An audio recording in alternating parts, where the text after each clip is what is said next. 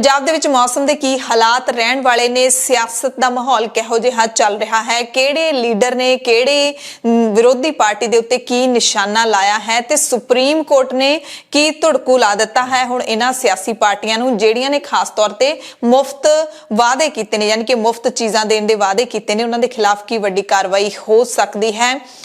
ते नाल ही बिक्रम मजीठिया नूं किहड़ी वड्डी राहत मिली है। सुखबीर बादल चैलेंज क्यों कर रहे हैं कि मैं सियासत छड्ड दूंगा जे मेरी ये गल झूठी हुई, तो जे वो झूठी हुई तो की सुखबीर बादल सियासत छड्ड देणगे। ते सुखबीर बादल दे इस बयान तो बाद विरोधियों ने भी उन्हां नूं घेरिया है।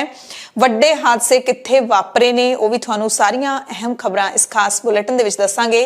सत श्री अकाल जी दा खालस टीवी दी एमरजेंसी बुलेटिन दे विच सब दा स्वागत है। मैं हरशरण कौर।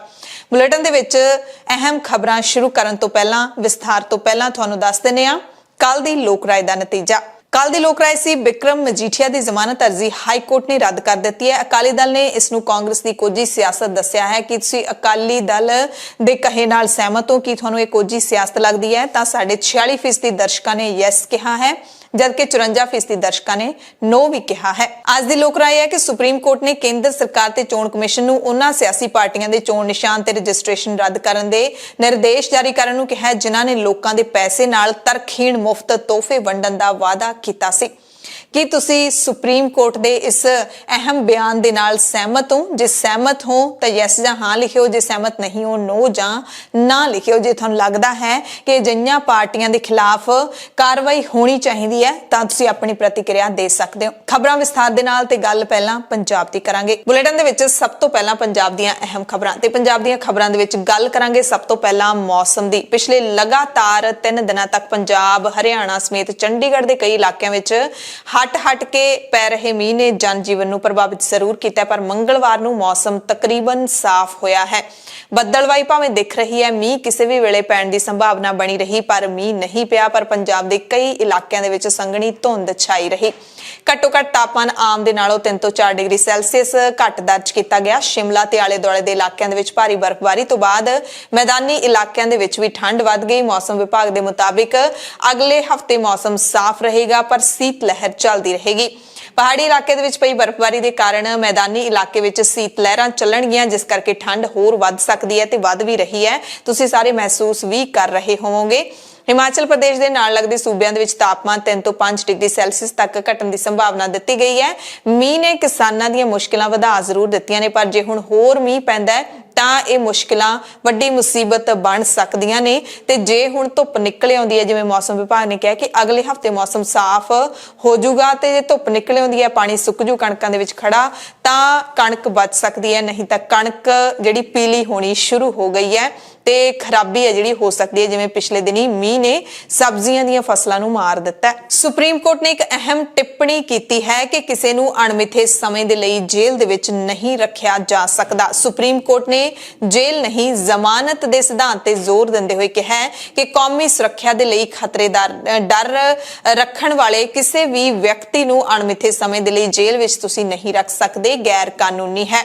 अदालत ने कहा कि किसी भी व्यक्ति नूं सिर्फ इस आधार ते अणमिथे समय लिए जेल च नहीं डकिया जा सकता कि जांच एजेंसियां किसी व्यक्ति दीयां गतिविधियां नूं अटकलां दे आधार ते वड्डी साजिश मंनदियां ने ते इस नूं कौमी सुरक्षा के लिए खतरा दसदियां ने।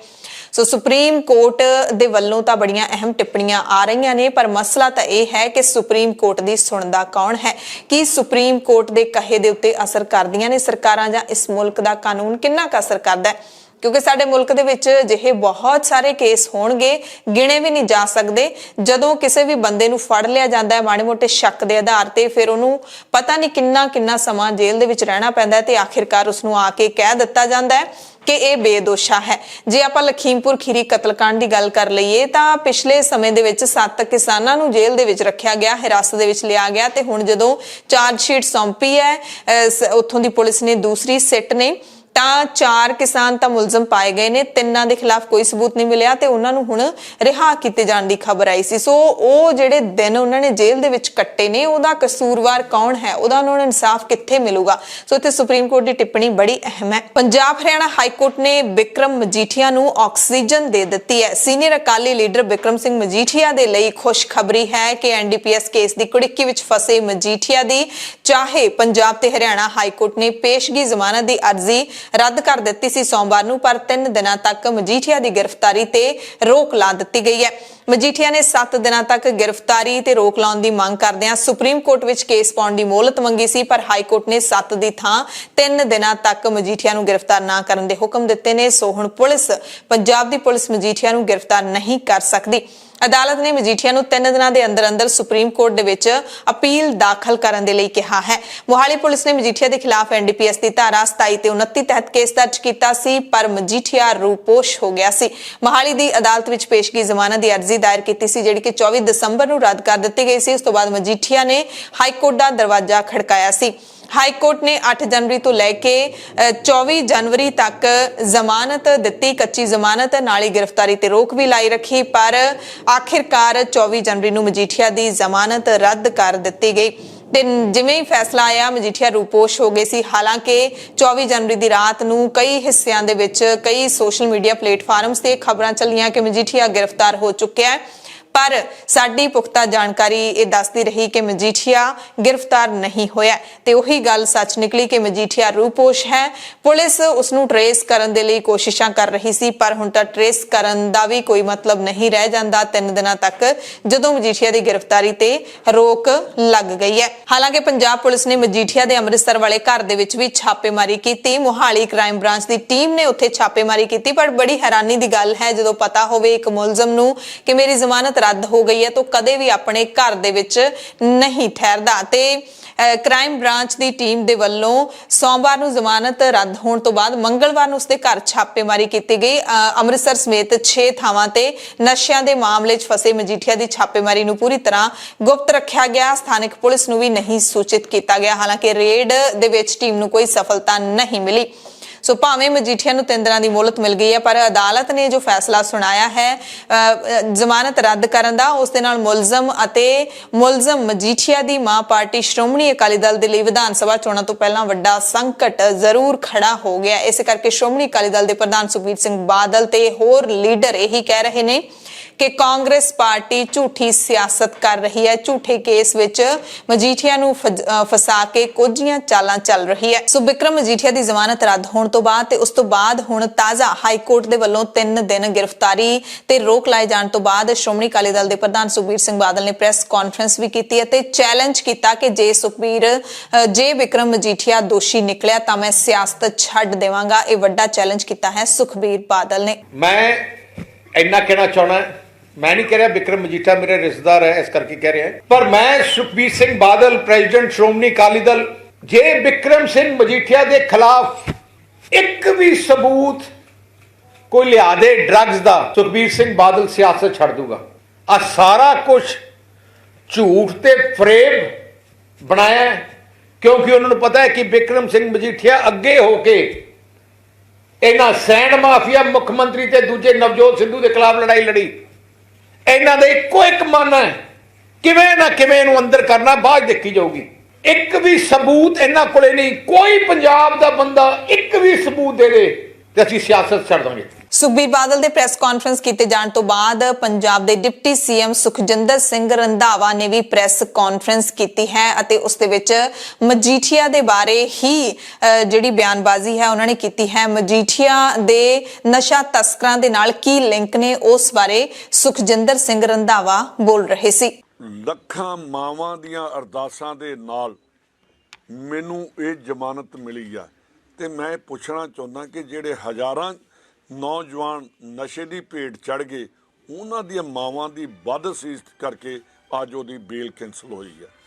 ਤੇ ਸਾਰੀਆਂ ਚੀਜ਼ਾਂ ਜਿਹੜੀਆਂ ਨੇ ਉਹਨਾਂ ਦੇ ਵਿੱਚ ਜੋ ਜੱਜਮੈਂਟ ਆਈ ਆ ਉਹਦੇ ਅਨੁਸਾਰ ਉਹਨਾਂ ਨੇ ਕਿਹਾ ਕਿ ਜੋ ਪੰਜਾਬ ਗਵਰਨਮੈਂਟ ਨੇ ਜਾਂ ਪੰਜਾਬ ਦੇ ਐਡਵੋਕੇਟ ਜਨਰਲ ਨੇ ਜਿਸ ਵੇਲੇ ਇਹਨਾਂ ਸਰਦਾਰ ਸਾਹਿਬ ਨੇ ਪੈਰ ਪਾਏ, ਉਸ ਵੇਲੇ ਤੋਂ ਬਾਅਦ ਇਸ ਪੰਜਾਬ ਦੇ ਵਿੱਚ ਚਿੱਟਾ ਵੀ ਆ ਗਿਆ, ਮਾਫੀਆ ਵੀ ਆ ਗਿਆ, ਕੇਬਲ ਮਾਫੀਆ ਵੀ ਆ ਗਿਆ, ट्रांसपोर्ट माफिया भी आ गया, होर सारे माफिया जिहड़े लिया के ਤੇ ਔਰ ਲੋਕਾਂ ਨੂੰ ਤੋਂ ਜਿਹੜੀ ਜੱਜਮੈਂਟ ਆ। ਕੈਬਨਿਟ ਮੰਤਰੀ ਰਾਜਕੁਮਾਰ ਵੇਰਕਾ ਨੇ ਵੀ ਇਸ ਮਸਲੇ ਤੇ ਆਪਣਾ ਬਿਆਨ ਜਾਰੀ ਕੀਤਾ ਹੈ ਕਿਉਂਕਿ ਮਜੀਠਾ ਹਲਕੇ ਦੇ ਨਾਲ ਸੰਬੰਧਿਤ ਨੇ, ਅੰਮ੍ਰਿਤਸਰ ਜ਼ਿਲ੍ਹੇ ਦੇ ਨਾਲ ਸੰਬੰਧਿਤ ਬਿਕਰਮ ਮਜੀਠੀਆ ਦੇ ਖਿਲਾਫ ਜਿਹੜੇ ਉੱਥੋਂ ਦੇ ਹੀ ਹੈਗੇ ਨੇ ਲੀਡਰ, ਕਾਂਗਰਸ ਦੇ ਲੀਡਰ ਨੇ ਰਾਜਕੁਮਾਰ ਵੇਰਕਾ, ਅੰਮ੍ਰਿਤਸਰ ਨਾਲ ਸੰਬੰਧਿਤ ਨੇ, ਸੁਖੀ ਰੰਧਾਵਾ ਵੀ ਉਧਰ ਦੇ ਇਲਾਕੇ ਦੇ ਹੀ ਨੇ। ਸੋ ਇਹ ਧੜਾਧੜ ਬਿਆਨਬਾਜ਼ੀਆਂ ਕਰ ਰਹੇ ਨੇ। ਰਾਜਕੁਮਾਰ ਵੇਰਕਾ ਨੇ ਕਿਹਾ ਹੈ ਕਿ ਕਾਨੂੰਨ ਨੇ ਆਪਣਾ ਕੰਮ ਕੀਤਾ ਹੈ, ਸੱਚ ਸਭ ਦੇ ਸਾਹਮਣੇ ਆ ਗਿਆ ਹੈ, ਇਸ ਤਰ੍ਹਾਂ ਹੋਣਾ ਹੀ ਸੀ, ਜੋ ਠੀਕ ਹੈ ਉਹ ਹੋ ਰਿਹਾ ਹੈ। ਜੇ ਕੋਈ ਦੋਸ਼ੀ ਹੈ, ਜੇ ਕੋਈ ਮੁਲਜ਼ਮ ਹੈ, ਉਸਨੇ ਕੁਝ ਕੀਤਾ ਹੈ ਤਾਂ ਹੀ ਉਸ ਦੇ ਖਿਲਾਫ ਕਾਰਵਾਈ ਹੋ ਰਹੀ ਹੈ। ਕਿ ਕਦੀ ਕਾਂਗਰਸ ਉੱਪਰ ਇਲਜ਼ਾਮ ਲੱਗਣੇ, ਕਦੀ ਕਹਿਣਾ ਕਿ ਇਹਨਾਂ ਦੀ ਮੈਚ ਫਿਕਸਿੰਗ ਹੈ, ਕਦੀ ਕਹਿਣਾ ਇਹ ਮਿਲੀ ਭੁਗਤ ਹੈ, ਲੇਕਿਨ ਕਾਨੂੰਨ ਹਮੇਸ਼ਾ ਆਪਣਾ ਕੰਮ ਕਰਦਾ ਹੈ ਤੇ ਕਾਨੂੰਨ ਦੇ ਵਿੱਚ ਦੇਰ ਹੋ ਸਕਦੀ ਹੈ, ਅੰਧੇਰ ਨਹੀਂ ਹੁੰਦਾ। ਉੱਪਰ ਵਾਲੇ ਦੀ ਲਾਠੀ ਬੜੀ ਬੇਆਵਾਜ਼ ਹੈ। ਹੁਣ ਸੁਖਬੀਰ ਬਾਦਲ ਜੀ ਕਹਿ ਰਹੇ ਹੈ ਕਿ ਨਕਲੀ FIR ਦੇ ਖਿਲਾਫ ਅਸੀਂ ਮੋਰਚਾ ਲਾਵਾਂਗੇ। ਭਾਈ ਹੁਣ ਅਸਲੀ ਹਾਈ ਕੋਰਟ ਨੇ ਰਿਜੈਕਟ ਕੀਤੀ ਹੈ। ਹਾਈ ਕੋਰਟ ਦੇ ਖਿਲਾਫ ਮੋਰਚਾ ਲਾਓਗੇ ਤੁਸੀਂ? ਕਾਨੂੰਨ ਆਪਣਾ ਕੰਮ ਕਰਦਾ ਹੈ। ਅਸੀਂ ਕੋਈ ਬਦਲਾਖੋਰੀ ਦੀ ਭਾਵਨਾ ਨਾਲ ਨਾ ਕੋਈ ਪਰਚਾ ਦਰਜ ਕੀਤਾ ਹੈ, ਨਾ ਕਰਾਂਗੇ। ਇਹ ਪਰਚਾ ਉਸ ਵਕਤ ਦਾ ਹੈ ਸੁਖਬੀਰ ਬਾਦਲ ਜੀ ਜਦੋਂ ਤੁਸੀਂ ਹੋਮ ਮਿਨਿਸਟਰ ਸੀ। ਹੁਣ ਪਟਿਆਲਾ ਦੀ ਤੁਹਾਨੂੰ ਖਬਰ ਦੱਸ ਦਿੰਨੇ ਆ, ਜਿੱਥੇ ਸੋਮਵਾਰ ਦੀ ਸ਼ਾਮ ਨੂੰ ਕਾਲੀ ਦੇਵੀ ਮੰਦਿਰ ਦੇ ਵਿੱਚ ਕਥਿਤ ਤੌਰ ਤੇ ਬੇਅਦਬੀ ਦਾ ਮਾਮਲਾ ਸਾਹਮਣੇ ਆਇਆ ਸੀ ਤੇ ਉਸ ਤੋਂ ਬਾਅਦ ਪਟਿਆਲਾ ਬੰਦ ਦਾ ਸੱਦਾ ਦਿੱਤਾ ਗਿਆ। ਮੰਗਲਵਾਰ ਨੂੰ ਹਿੰਦੂ ਜਥੇਬੰਦੀਆਂ ਨੇ ਪਟਿਆਲੇ ਦੇ ਵੱਖ-ਵੱਖ ਬਾਜ਼ਾਰਾਂ ਨੂੰ ਬੰਦ ਕਰਵਾ ਦਿੱਤਾ ਸੀ। ਸਾਰਾ ਮਾਮਲਾ ਮੰਦਿਰ ਵਿੱਚ ਲੱਗੇ CCTV ਦੇ ਵਿੱਚ ਕੈਦ ਹੋ ਗਿਆ ਸੀ ਤੇ ਸਾਫ਼ ਦੇਖਿਆ ਜਾ ਸਕਦਾ ਸੀ ਕਿ ਇੱਕ ਵਿਅਕਤੀ ਮੰਦਿਰ ਵਿੱਚ ਲੱਗੀ ਕਾਲੀ ਮਾਤਾ ਦੀ ਮੂਰਤੀ ਵੱਲ ਵੱਧਦਾ ਹੈ ਤੇ ਮੂਰਤੀ ਨੂੰ ਫੜਨ ਦੀ ਕੋਸ਼ਿਸ਼ ਕਰਦਾ ਹੈ ਤੇ ਉਸੇ ਦਰਮਿਆਨ ਮੰਦਿਰ ਦੇ ਪੁਜਾਰੀ ਦੇ ਵੱਲੋਂ ਉਸ ਵਿਅਕਤੀ ਨੂੰ ਕਾਬੂ ਕਰਕੇ ਪੁਲਿਸ ਨੂੰ ਸੌਂਪ ਦਿੱਤਾ ਜਾਂਦਾ ਹੈ। ਹਾਲਾਂਕਿ ਪੁਲਿਸ ਨੇ ਮੁਲਜ਼ਮ ਵਿਅਕਤੀ ਨੂੰ ਗ੍ਰਿਫਤਾਰ ਕਰਨ ਤੋਂ ਬਾਅਦ ਮਾਮਲੇ ਦੀ ਨਿਰਪੱਖ ਜਾਂਚ ਦਾ ਭਰੋਸਾ ਵੀ ਦਿੱਤਾ ਹੈ ਅਤੇ ਪੁਲਿਸ ਦੇ ਮੁਤਾਬਿਕ ਨੌਜਵਾਨ ਦੀ ਪਛਾਣ ਹੋ ਗਈ ਹੈ। ਇਸ ਦਾ ਨਾਮ ਹਰਦੀਪ ਸਿੰਘ ਹੈ, ਜ਼ਿਲ੍ਹਾ ਪਟਿਆਲਾ ਦੇ ਹੀ ਇੱਕ ਪਿੰਡ ਦਾ ਵਾਸੀ ਹੈ। ਪੁਲਿਸ ਨੇ ਪਿੰਡ ਦਾ ਨਾਮ ਜਨਤਕ ਨਹੀਂ ਕੀਤਾ ਤਾਂ ਜੋ ਕਿਸੇ ਅਣਸੁਖਾਵੀ ਘਟਨਾ ਤੋਂ ਬਚਾਅ ਹੋ ਸਕੇ। ਨੌਜਵਾਨ ਦੇ ਖਿਲਾਫ IPC ਦੀ ਧਾਰਾ 295A ਅਤੇ 354 ਤਹਿਤ ਕੇਸ ਦਰਜ ਕੀਤਾ ਗਿਆ ਹੈ। ਪਟਿਆਲਾ ਦੇ SP ਸਿਟੀ ਹਰਪਾਲ ਸਿੰਘ ਮੁਤਾਬਿਕ ਮਾਮਲੇ ਦੀ ਹਰ ਪਾਸਿਓਂ ਜਾਂਚ ਕੀਤੀ ਜਾ ਰਹੀ ਹੈ। ਹੋਰ ਪੁੱਛਗਿੱਛ ਤੇ ਹੋਰ ਜਾਂਚ ਦੇ ਲਈ ਪੁਲਿਸ ਦੀ ਇੱਕ ਟੀਮ ਨੂੰ ਪਿੰਡ 'ਚ ਉਹਦੇ ਘਰ ਵੀ ਭੇਜਿਆ ਗਿਆ ਹੈ। ਪਟਿਆਲਾ ਤੋਂ ਲੋਕ ਸਭਾ ਮੈਂਬਰ ਮਹਾਰਾਣੀ ਪ੍ਰਨੀਤ ਕੌਰ ਨੇ ਕਾਲੀ ਮਾਤਾ ਮੰਦਿਰ ਵਿੱਚ ਹੋਈ ਕਥਿਤ ਬੇਅਦਬੀ ਦੀ ਕੋਸ਼ਿਸ਼ ਦੀ ਨਿੰਦਿਆ ਕੀਤੀ ਹੈ। ਉਹਨਾਂ ਕਿਹਾ ਕਿ ਅਸੀਂ ਇਸ ਦੀ ਨਿੰਦਾ ਕਰਦੇ ਹਾਂ, ਕਿਸੇ ਨੂੰ ਸੂਬੇ ਦਾ ਮਾਹੌਲ ਖਰਾਬ ਨਹੀਂ ਕਰਨ ਦੇਵਾਂਗੇ। ਮੈਂ ਸੂਬਾ ਸਰਕਾਰ ਤੋਂ ਸੂਬੇ ਦੀ ਕਾਨੂੰਨ ਵਿਵਸਥਾ ਨੂੰ ਹੋਰ ਮਜ਼ਬੂਤ ਕਰਨ ਦੀ ਅਪੀਲ ਕਰਦੀ ਹਾਂ। ਇਸੇ ਤਰ੍ਹਾਂ ਪੰਜਾਬ ਕਾਂਗਰਸ ਪ੍ਰਧਾਨ ਨਵਜੋਤ ਸਿੰਘ ਸਿੱਧੂ ਨੇ ਵੀ ਬੇਅਦਬੀ ਦੀ ਘਟਨਾ ਦੀ ਨਿਖੇਧੀ ਕੀਤੀ ਹੈ। ਉਹਨਾਂ ਨੇ ਕਿਹਾ ਕਿ ਸਮਾਜਿਕ ਭਾਈਚਾਰੇ ਨੂੰ ਤੋੜਨ ਦੀ ਕੋਸ਼ਿਸ਼ ਕੀਤੀ ਜਾ ਰਹੀ ਹੈ। ਡਰ, ਨਫ਼ਰਤ ਦੀ ਰਾਜਨੀਤੀ ਪੰਜਾਬ ਦੇ ਵਿੱਚ ਘੁਸਪੈਠ ਕਰ ਰਹੀ ਹੈ। ਫੁੱਟ ਪਾਊ ਤਾਕਤਾਂ ਪੰਜਾਬੀਅਤ ਦੇ ਆਰਥਿਕ ਸਮਾਜਿਕ ਤਾਣੇ ਬਾਣੇ ਨੂੰ ਕਦੇ ਵੀ ਵਿਗਾੜ ਨਹੀਂ ਸਕਦੀਆਂ। ਪੰਜਾਬ ਕਾਂਗਰਸ ਦੇ ਪ੍ਰਧਾਨ ਅਤੇ ਆਮ ਆਦਮੀ ਪਾਰਟੀ ਦੇ CM ਚਿਹਰੇ ਦੇ ਉਮੀਦਵਾਰ ਭਗਵੰਤ ਮਾਨ ਨੇ ਵੀ ਪੰਜਾਬ ਦੇ ਵਿੱਚ ਜਿਹੜੀਆਂ ਜਿਹੀਆਂ ਘਟਨਾ ਵਾਪਰ ਰਹੀਆਂ ਨੇ ਉਸ ਤੇ ਕਿਹਾ ਹੈ ਕਿ ਮਾਸਟਰਮਾਈਂਡ ਕੋਈ ਹੋਰ ਬੰਦੇ ਨੇ। ਜਿੰਨੀਆਂ ਵੀ ਘਟਨਾਵਾਂ ਬੇਅਦਬੀ ਦੀਆਂ ਵਾਪਰ ਰਹੀਆਂ ਨੇ, ਪਹਿਲਾਂ ਸੱਚਖੰਡ ਤੇ ਦਰਬਾਰ ਸਾਹਿਬ, ਉਸ ਤੋਂ ਬਾਅਦ ਅੰਮ੍ਰਿਤਸਰ ਦੇ, ਉਸ ਤੋਂ ਬਾਅਦ ਪਟਿਆਲਾ ਦੇ ਵਿੱਚ ਕਾਲੀ ਮਾਤਾ ਦੇ ਮੰਦਿਰ ਦੇ ਵਿੱਚ, ਇਹਨਾਂ ਦੇ ਮਾਸਟਰਮਾਈਂਡ ਕੋਈ ਇੱਕੋ ਹੀ ਬੰਦੇ ਨੇ। ਤੇ ਉਹ ਇਹ ਵੀ ਕਿਹਾ ਮਾਨ ਨੇ ਕਿ ਜੇ 2015 ਦੇ ਵਿੱਚ ਬਰਗਾੜੀ ਵਾਲੀ ਬੇਅਦਬੀ ਦੀ ਘਟਨਾ ਤੇ ਸਖਤ ਕਾਰਵਾਈ ਕੀਤੀ ਹੁੰਦੀ ਤਾਂ ਮਾਸਟਰਮਾਈਂਡ ਜੇਲ੍ਹ ਦੇ ਵਿੱਚ ਹੁੰਦੇ ਤੇ ਫਿਰ ਕਿਸੇ ਦੀ ਅਜਿਹੀ ਹਰਕਤ ਕਰਨ ਦੀ ਹਿੰਮਤ ਨਾ ਪੈਂਦੀ। ਕਾਲੀ ਮਾਤਾ ਦੇ ਮੰਦਿਰ ਦੇ ਵਿੱਚ ਕੋਸ਼ਿਸ਼ ਕੀਤੀ ਗਈ। ਇਹਨਾਂ ਦੇ ਮਾਸਟਰਮਾਈਂਡ ਕੌਣ ਨੇ? ਮਾਸਟਰਮਾਈਂਡ ਕੋਈ ਹੋਰ ਨੇ, ਭੇਜੇ ਗਏ ਬੰਦੇ ਹੋਰ ਨੇ। ਜੇ ਕਿਤੇ 2015 ਦੇ ਵਿੱਚ ਬਰਗਾੜੀ ਵਾਲੀ ਘਟਨਾ ਤੇ ਸਖਤ ਕਾਰਵਾਈ ਹੁੰਦੀ, ਮਾਸਟਰਮਾਈਂਡ ਅੰਦਰ ਹੁੰਦੇ, ਮਿਸਾਲੀ ਸਜ਼ਾ ਹੁੰਦੀ, ਫਿਰ ਇਹੋ ਜਿਹਿਆਂ ਦੀ ਹਿੰਮਤ ਨਹੀਂ ਪੈਣੀ ਸੀ ਕਿਤੇ ਕਿ ਉਹ ਦੁਬਾਰਾ ਕੋਈ ਕਿਸੇ ਵੀ ਧਾਰਮਿਕ ਗ੍ਰੰਥ ਦੀ ਬੇਅਦਬੀ ਕਰਦੇ। ਨਿੰਦਾ ਕਰਦੇ ਆ ਸਖਤ ਸ਼ਬਦਾਂ ਦੇ ਵਿੱਚ। ਅਮਨ ਅਮਾਨ ਰਹਿਣਾ ਚਾਹੀਦਾ ਸੂਬੇ 'ਚ, ਔਰ ਅਮਨ ਅਮਾਨ ਤਾਂ ਰਹੂਗਾ ਜੇ ਮਜ਼ਬੂਤ ਸਰਕਾਰ ਆਊਗੀ। ਸੈਂਕੜੇ ਗੀਤ ਅਤੇ ਪੰਜਾਬੀ ਸਾਹਿਤ ਸਰੋਤਿਆਂ ਦੀ ਝੋਲੀ ਪਾਉਣ ਵਾਲੇ ਦੇਵ ਥਰੀਕਿਆਂ ਵਾਲੇ ਦੇ ਅਚਾਨਕ ਵਿਛੋੜੇ ਨਾਲ ਪੰਜਾਬੀ ਗੀਤਕਾਰੀ ਦੇ ਇੱਕ ਯੁੱਗ ਦਾ ਅੰਤ ਹੋ ਗਿਆ। ਜੀ ਹਾਂ, ਚੰਗੀ ਗੀਤਕਾਰੀ ਦੇ ਖੇਤਰ ਨੂੰ ਖੋਰਾ ਲੱਗਿਆ ਹੈ। ਪੰਜਾਬੀ ਗੀਤਕਾਰੀ ਦੇ ਬਾਬਾ ਬੋੜ ਦੇਵ ਥਰੀਕਿਆਂ ਵਾਲੇ ਅਚਾਨਕ ਦਿਲ ਦੀ ਧੜਕਣ ਰੁਕਣ ਕਾਰਨ ਚੱਲ ਵਸੇ। ਉਹਨਾਂ ਦਾ ਅੰਤਿਮ ਸੰਸਕਾਰ 25 ਜਨਵਰੀ ਨੂੰ ਦੁਪਹਿਰੇ 2 ਵਜੇ ਦੇ ਕਰੀਬ ਪਿੰਡ ਥਰੀਕੇ ਵਿੱਚ ਕਰ ਦਿੱਤਾ ਗਿਆ। ਉਮਰ 82 ਸਾਲ ਦੀ ਸੀ। ਦੇਵ ਥਰੀਕੇਵਾਲੇ ਦਾ ਜਨਮ ਲੁਧਿਆਣਾ ਸ਼ਹਿਰ ਦੇ ਪਿੰਡ ਥਰੀਕੇ ਦੇ ਵਿੱਚ 19 ਸਤੰਬਰ 1940 ਨੂੰ ਹੋਇਆ ਸੀ। ਦੇਵ ਥਰੀਕਿਆਂਵਾਲੇ ਦਾ ਪੂਰਾ ਨਾਮ ਹਰਦੇਵ ਸਿੰਘ ਸੀ। ਪੰਜਾਬੀ ਸੰਗੀਤ ਜਗਤ ਦਾ ਇੱਕ ਵੱਡਾ ਸਤਿਕਾਰਿਤ ਨਾਮ ਸਨ ਦੇਵ ਥਰੀਕਿਆਂਵਾਲੇ ਤੇ ਥਰੀਕੇਵਾਲਾ ਨੇ ਪੰਜਾਬੀ ਗਾਇਕੀ ਦੇ ਲਈ ਸੈਂਕੜੇ ਦੋ ਗਾਣੇ, ਕਲੀਆਂ, ਲੋਕ ਕਥਾਵਾਂ, ਢਾਡੀਵਾਰਾਂ ਤੇ ਕਿੱਸਿਆਂ ਸਣੇ 4 ਦਰਜਨ ਦੇ ਕਰੀਬ ਕਿਤਾਬਾਂ ਵੀ ਲਿਖੀਆਂ, ਯਾਨੀ ਕਿ 48 ਕਿਤਾਬਾਂ 50 ਦੇ ਕਰੀਬ। ਪੇਸ਼ੇ ਵਜੋਂ ਸਕੂਲ ਮਾਸਟਰ ਦੇਵ ਨੇ ਇੱਕ ਇੰਟਰਵਿਊ ਦੇ ਵਿੱਚ ਦੱਸਿਆ ਸੀ ਕਿ ਉਹ ਆਪਣੇ ਅਧਿਆਪਕ ਗਿਆਨੀ ਹਰੀ ਸਿੰਘ ਦਿਲਬਰ ਤੋਂ ਪ੍ਰਭਾਵਿਤ ਹੋ ਕੇ ਲਿਖਣ ਲੱਗੇ ਸੀ। ਪਹਿਲਾਂ ਉਹ ਕਹਾਣੀਆਂ ਲਿਖਦੇ ਰਹੇ, ਉਹਨਾਂ ਦੀਆਂ 4 ਕਹਾਣੀਆਂ ਦੀਆਂ ਕਿਤਾਬਾਂ ਵੀ ਛਪੀਆਂ, ਪਰ ਬਾਅਦ ਵਿੱਚ ਗੀਤਕਾਰੀ ਕਰਨ ਲੱਗ ਪਏ ਸੀ। ਕੁਲਦੀਪ ਮਾਣਕ ਪੰਜਾਬੀ ਦੇ ਗਾਇਕ, ਉਸ ਤੋਂ ਬਾਅਦ ਸੁਰਿੰਦਰ ਕੌਰ, ਸੁਰਿੰਦਰ ਛਿੰਦਾ ਤੋਂ ਲੈ ਕੇ ਜੈਜ਼ੀ ਬੀ ਤੱਕ ਪੰਜਾਬੀਆਂ ਦੇ ਅਨੇਕਾਂ ਹੀ ਗਾਇਕ ਤੇ ਗਾਇਕਾਵਾਂ ਨੇ ਜਿਨ੍ਹਾਂ ਨੇ ਦੇਵ ਥਰੀਕਿਆਂਵਾਲੇ ਦੇ ਗੀਤ ਗਾਏ ਨੇ। ਕੁਲਦੀਪ ਮਾਣਕ ਨੂੰ ਕਲੀਆਂ ਦਾ ਬਾਦਸ਼ਾਹ ਕਿਹਾ ਜਾਂਦਾ ਸੀ ਤੇ ਉਹ ਕਲੀਆਂ ਦੇਵ ਥਰੀਕਿਆਂਵਾਲੇ ਨੇ ਹੀ ਲਿਖੀਆਂ ਸਨ ਤੇ ਅੱਜ ਨਾ ਹੀ ਤਾਂ ਕੁਲਦੀਪ ਮਾਣਕ ਰਹੇ ਨੇ, ਨਾ ਹੀ ਦੇਵ ਥਰੀਕਿਆਂਵਾਲੇ। ਦੇਵ ਥਰੀਕਿਆਂਵਾਲੇ ਅਕਸਰ ਕਹਿੰਦੇ ਸੀ ਕਿ ਮੈਂ ਕਦੇ ਸੋਚਿਆ ਨਹੀਂ ਸੀ ਕਿ ਮੈਂ ਮਾਸਟਰ ਹਰਦੇਵ ਸਿੰਘ ਤੋਂ ਦੇਵ ਬਣ ਜਾਵਾਂਗਾ। ਮੇਰੇ ਕੋਲ ਨਾ ਤਾਂ ਆਪਣੇ ਲਿਖੇ ਗੀਤਾਂ ਦੇ ਰਿਕਾਰਡ ਜਾਂ ਸੀਡੀਜ਼ ਨੇ, ਨਾ ਹੀ ਸਾਰੀਆਂ ਕਿਤਾਬਾਂ, ਪਰ ਜਦੋਂ ਲੋਕ ਇੰਨਾ ਮਾਣ ਦਿੰਦੇ ਨੇ ਤਾਂ ਮੈਂ ਸੋਚਦਾ ਕਿ ਮੈਂ ਸੱਚੀ ਮੁੱਚੀ ਕੁਝ ਚੰਗਾ ਤਾਂ ਜ਼ਰੂਰ ਕੀਤਾ ਹੋਊਗਾ। ਦੇਵ ਥਰੀਕੇਵਾਲਾ ਨੇ 37 ਸਾਲ ਅਧਿਆਪਕ ਵਜੋਂ ਸਰਕਾਰੀ ਨੌਕਰੀ ਕੀਤੀ। ਪੂਰਾ ਸਮਾਂ ਸਾਈਕਲ ਦੇ ਉੱਤੇ ਹੀ ਰਹਿੰਦੇ ਸੀ, ਸਕੂਲ ਵੀ ਸਾਈਕਲ ਤੇ ਜਾਂਦੇ ਸੀ। ਦੇਵ ਥਰੀਕੇਵਾਲਾ ਕਿਤਾਬਾਂ ਪੜ੍ਹਨ ਦੇ ਰੱਸੀਏ ਸਨ। ਕਈ ਕਿਤਾਬਾਂ 1 ਮਹੀਨੇ ਦੇ ਵਿੱਚ ਉਹ ਪੜ੍ਹ ਹੀ ਲੈਂਦੇ ਸੀ, ਯਾਨੀ ਕਿ 1 ਮਹੀਨੇ 'ਚ ਕਈ ਕਿਤਾਬਾਂ ਪੜ੍ਹ ਦਿੰਦੇ ਸੀ। ਇੱਕ ਇੰਟਰਵਿਊ ਦੇ ਵਿੱਚ ਦੱਸਿਆ ਸੀ ਕਿ ਕਸ਼ਮੀਰ ਦੇ ਹਾਲਾਤ ਨੂੰ ਸਮਝਣ ਲਈ ਉਹਨਾਂ ਨੇ 4 ਕਿਤਾਬਾਂ ਪੜ੍ਹੀਆਂ ਸੀ। ਲਿਖਦੇ ਕਿਵੇਂ ਸੀ ਇਹ ਵੀ ਉਹਨਾਂ ਨੇ ਇੱਕ ਟੀਵੀ ਇੰਟਰਵਿਊ ਦੇ ਵਿੱਚ ਦੱਸਿਆ ਸੀ ਕਿ ਲਿਖਣ ਲਈ ਉਹਨਾਂ ਨੂੰ ਖਾਸ ਮਾਹੌਲ ਦੀ ਲੋੜ ਨਹੀਂ ਸੀ ਪੈਂਦੀ, ਸਾਈਕਲ ਤੇ ਜਾਂਦੇ ਜਾਂਦੇ ਵੀ ਗੀਤ ਲਿਖ ਦਿੰਦੇ ਸੀ।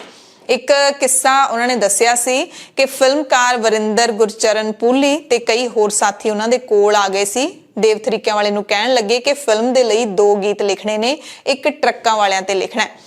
ਕਹਿੰਦੇ ਦੇਵ ਥਰੀਕੇਵਾਲੇ ਨੇ ਕਿਹਾ ਕਿ ਮੈਂ ਕਿਹਾ ਸੀ ਮੈਂ 2 ਦਿਨਾਂ ਦੇ ਵਿੱਚ ਲਿਖ ਦਊਂਗਾ, ਤਾਂ ਉਹਨਾਂ ਨੇ ਕਿਹਾ ਕਿ ਟਰੱਕਾਂ ਵਾਲਾ ਤਾਂ ਹੁਣੇ ਹੀ ਲਿਖ ਦਿਓ, ਅੱਜ ਹੀ ਲਿਖ ਦਿਓ। ਤੇ ਫਿਰ ਦੇਵ ਥਰੀਕੇਵਾਲੇ ਆਪਣੇ ਸਕੂਲ ਦੇ ਵਿੱਚ ਹੀ ਬੈਠੇ ਸੀ ਉਸ ਵਕਤ, ਬੱਚੇ ਦੀ ਕਾਪੀ ਤੇ ਪੈਨਸਲ ਲਈ ਤੇ ਗੀਤ ਲਿਖ ਦਿੱਤਾ, ਜਿਹੜਾ ਆਪਣੇ ਜ਼ਮਾਨੇ ਦਾ ਸੁਪਰ ਡੁਪਰ ਹਿੱਟ ਗੀਤ ਸੀਗਾ ਤੇ ਅੱਜ ਵੀ ਲੋਕ ਇਸ ਨੂੰ ਸ਼ੌਂਕ ਨਾਲ ਸੁਣਦੇ ਨੇ। ਯਾਰਾਂ ਦਾ ਟਰੱਕ ਬੱਲੀਏ ਜੀਟੀ ਰੋਡ ਤੇ ਦੁਹਾਈਆਂ ਪਾਵੇ। ਸੋ ਚੰਗੀ ਕਲਮ ਦੀ ਸਿਫਤ ਕਰਨੀ ਜ਼ਰੂਰ ਬਣਦੀ ਹੈ। ਦੇਵ ਥਰੀਕਿਆਂਵਾਲੇ ਆਪਣੀ ਜ਼ਿੰਦਗੀ ਲੰਘਾ ਕੇ ਇਸ ਦੁਨੀਆ ਤੋਂ ਚਲੇ ਗਏ ਨੇ। ਬੁਲੇਟਿਨ ਦੇ ਵਿੱਚ ਹੁਣ ਪੰਜਾਬ ਚੋਣਾਂ ਦੇ ਨਾਲ ਜੁੜੀਆਂ ਅਪਡੇਟਸ ਤੁਹਾਨੂੰ ਦੱਸ ਦਿੰਨੇ ਆ। 25 ਜਨਵਰੀ ਤੋਂ ਪੰਜਾਬ ਦੇ ਵਿੱਚ ਨੋਮੀਨੇਸ਼ਨ ਯਾਨੀ ਕਿ ਨਾਮਜ਼ਦਗੀਆਂ ਭਰਨ ਦੀ ਪ੍ਰਕਿਰਿਆ ਸ਼ੁਰੂ ਹੋ ਗਈ ਹੈ। ਸ਼੍ਰੋਮਣੀ ਅਕਾਲੀ ਦਲ, ਬਹੁਜਨ ਸਮਾਜ ਪਾਰਟੀ ਗੱਠਜੋੜ ਦੇ ਸਾਂਝੇ ਉਮੀਦਵਾਰ ਜਗਮੀਤ ਬਰਾੜ ਨੇ ਬਠਿੰਡਾ ਜ਼ਿਲ੍ਹੇ ਦੇ ਮੌੜ ਹਲਕੇ ਤੋਂ ਨਾਮਜ਼ਦਗੀ ਪਰਚੇ ਦਾਖਲ ਕਰ ਦਿੱਤੇ ਨੇ। ਅਗਲੀ ਅਹਿਮ ਖਬਰ ਸੁਪਰੀਮ ਕੋਰਟ ਦੀ ਟਿੱਪਣੀ ਦੇ ਨਾਲ ਜੁੜੀ ਹੋਈ ਹੈ। ਬੜੀ ਹੀ ਅਹਿਮ ਟਿੱਪਣੀ ਹੈ ਕਿਉਂਕਿ ਸੁਪਰੀਮ ਕੋਰਟ ਨੇ ਸਿਆਸੀ ਦਲਾਂ ਦੇ ਚੋਣ ਨਿਸ਼ਾਨ ਅਤੇ ਰਜਿਸਟ੍ਰੇਸ਼ਨ ਰੱਦ ਕਰਨ ਦੇ ਲਈ ਸੈਂਟਰ ਸਰਕਾਰ ਤੇ ਚੋਣ ਕਮਿਸ਼ਨ ਨੂੰ ਹੁਕਮ ਜਾਰੀ ਕਰਨ ਦੇ ਲਈ ਕਹਿ ਦਿੱਤਾ ਹੈ। ਸੁਪਰੀਮ ਕੋਰਟ ਨੇ ਕੇਂਦਰ ਤੇ ਚੋਣ ਕਮਿਸ਼ਨ ਨੂੰ ਬੁਰੀ ਤਰ੍ਹਾਂ ਨਾਲ ਤਾੜਿਆ ਹੈ। ਸੁਪਰੀਮ ਕੋਰਟ ਨੇ ਵਿਧਾਨ ਸਭਾ ਚੋਣਾਂ ਨੂੰ ਲੈ ਕੇ ਮੋਦੀ ਸਰਕਾਰ ਤੇ ਭਾਰਤੀ ਚੋਣ ਕਮਿਸ਼ਨ ਦੀ ਚੰਗੀ ਖਿਚਾਈ ਕੀਤੀ ਹੈ। ਕੋਰਟ ਨੇ ਜਨਤਕ ਪੈਸੇ ਦੇ ਨਾਲ ਵੋਟਰਾਂ ਨੂੰ ਲਾਲਚ ਦੇ ਕੇ ਭਰਮਾਉਣ ਵਾਲੀਆਂ ਸਿਆਸੀ ਪਾਰਟੀਆਂ ਤੇ ਸ਼ਿਕੰਜਾ ਕੱਸਣ ਲਈ ਕਿਹਾ। ਅਦਾਲਤ ਨੇ ਕਿਹਾ ਕਿ ਕੇਂਦਰ ਸਰਕਾਰ ਤੇ ਭਾਰਤੀ ਚੋਣ ਕਮਿਸ਼ਨ ਉਹਨਾਂ ਸਿਆਸੀ ਪਾਰਟੀਆਂ ਦੀ ਰਜਿਸਟ੍ਰੇਸ਼ਨ ਨੂੰ ਰੱਦ ਕਰਨ ਅਤੇ ਚੋਣ ਨਿਸ਼ਾਨਾਂ ਨੂੰ ਜ਼ਬਤ ਕਰਨ ਦੇ ਨਿਰਦੇਸ਼ ਦੇਵੇ ਜਿਨ੍ਹਾਂ ਨੇ ਲੋਕਾਂ ਦੇ ਪੈਸੇ ਨਾਲ ਤਰਕਹੀਣ ਮੁਫਤ ਤੋਹਫੇ ਵੰਡਣ ਦਾ ਵਾਅਦਾ ਕੀਤਾ ਸੀ। ਨੋਟਿਸ ਜਾਰੀ ਕੀਤਾ ਹੈ ਸੁਪਰੀਮ ਕੋਰਟ ਨੇ ਸਪੈਸ਼ਲੀ ਕੇਂਦਰ ਸਰਕਾਰ ਅਤੇ ਚੋਣ ਕਮਿਸ਼ਨ ਨੂੰ।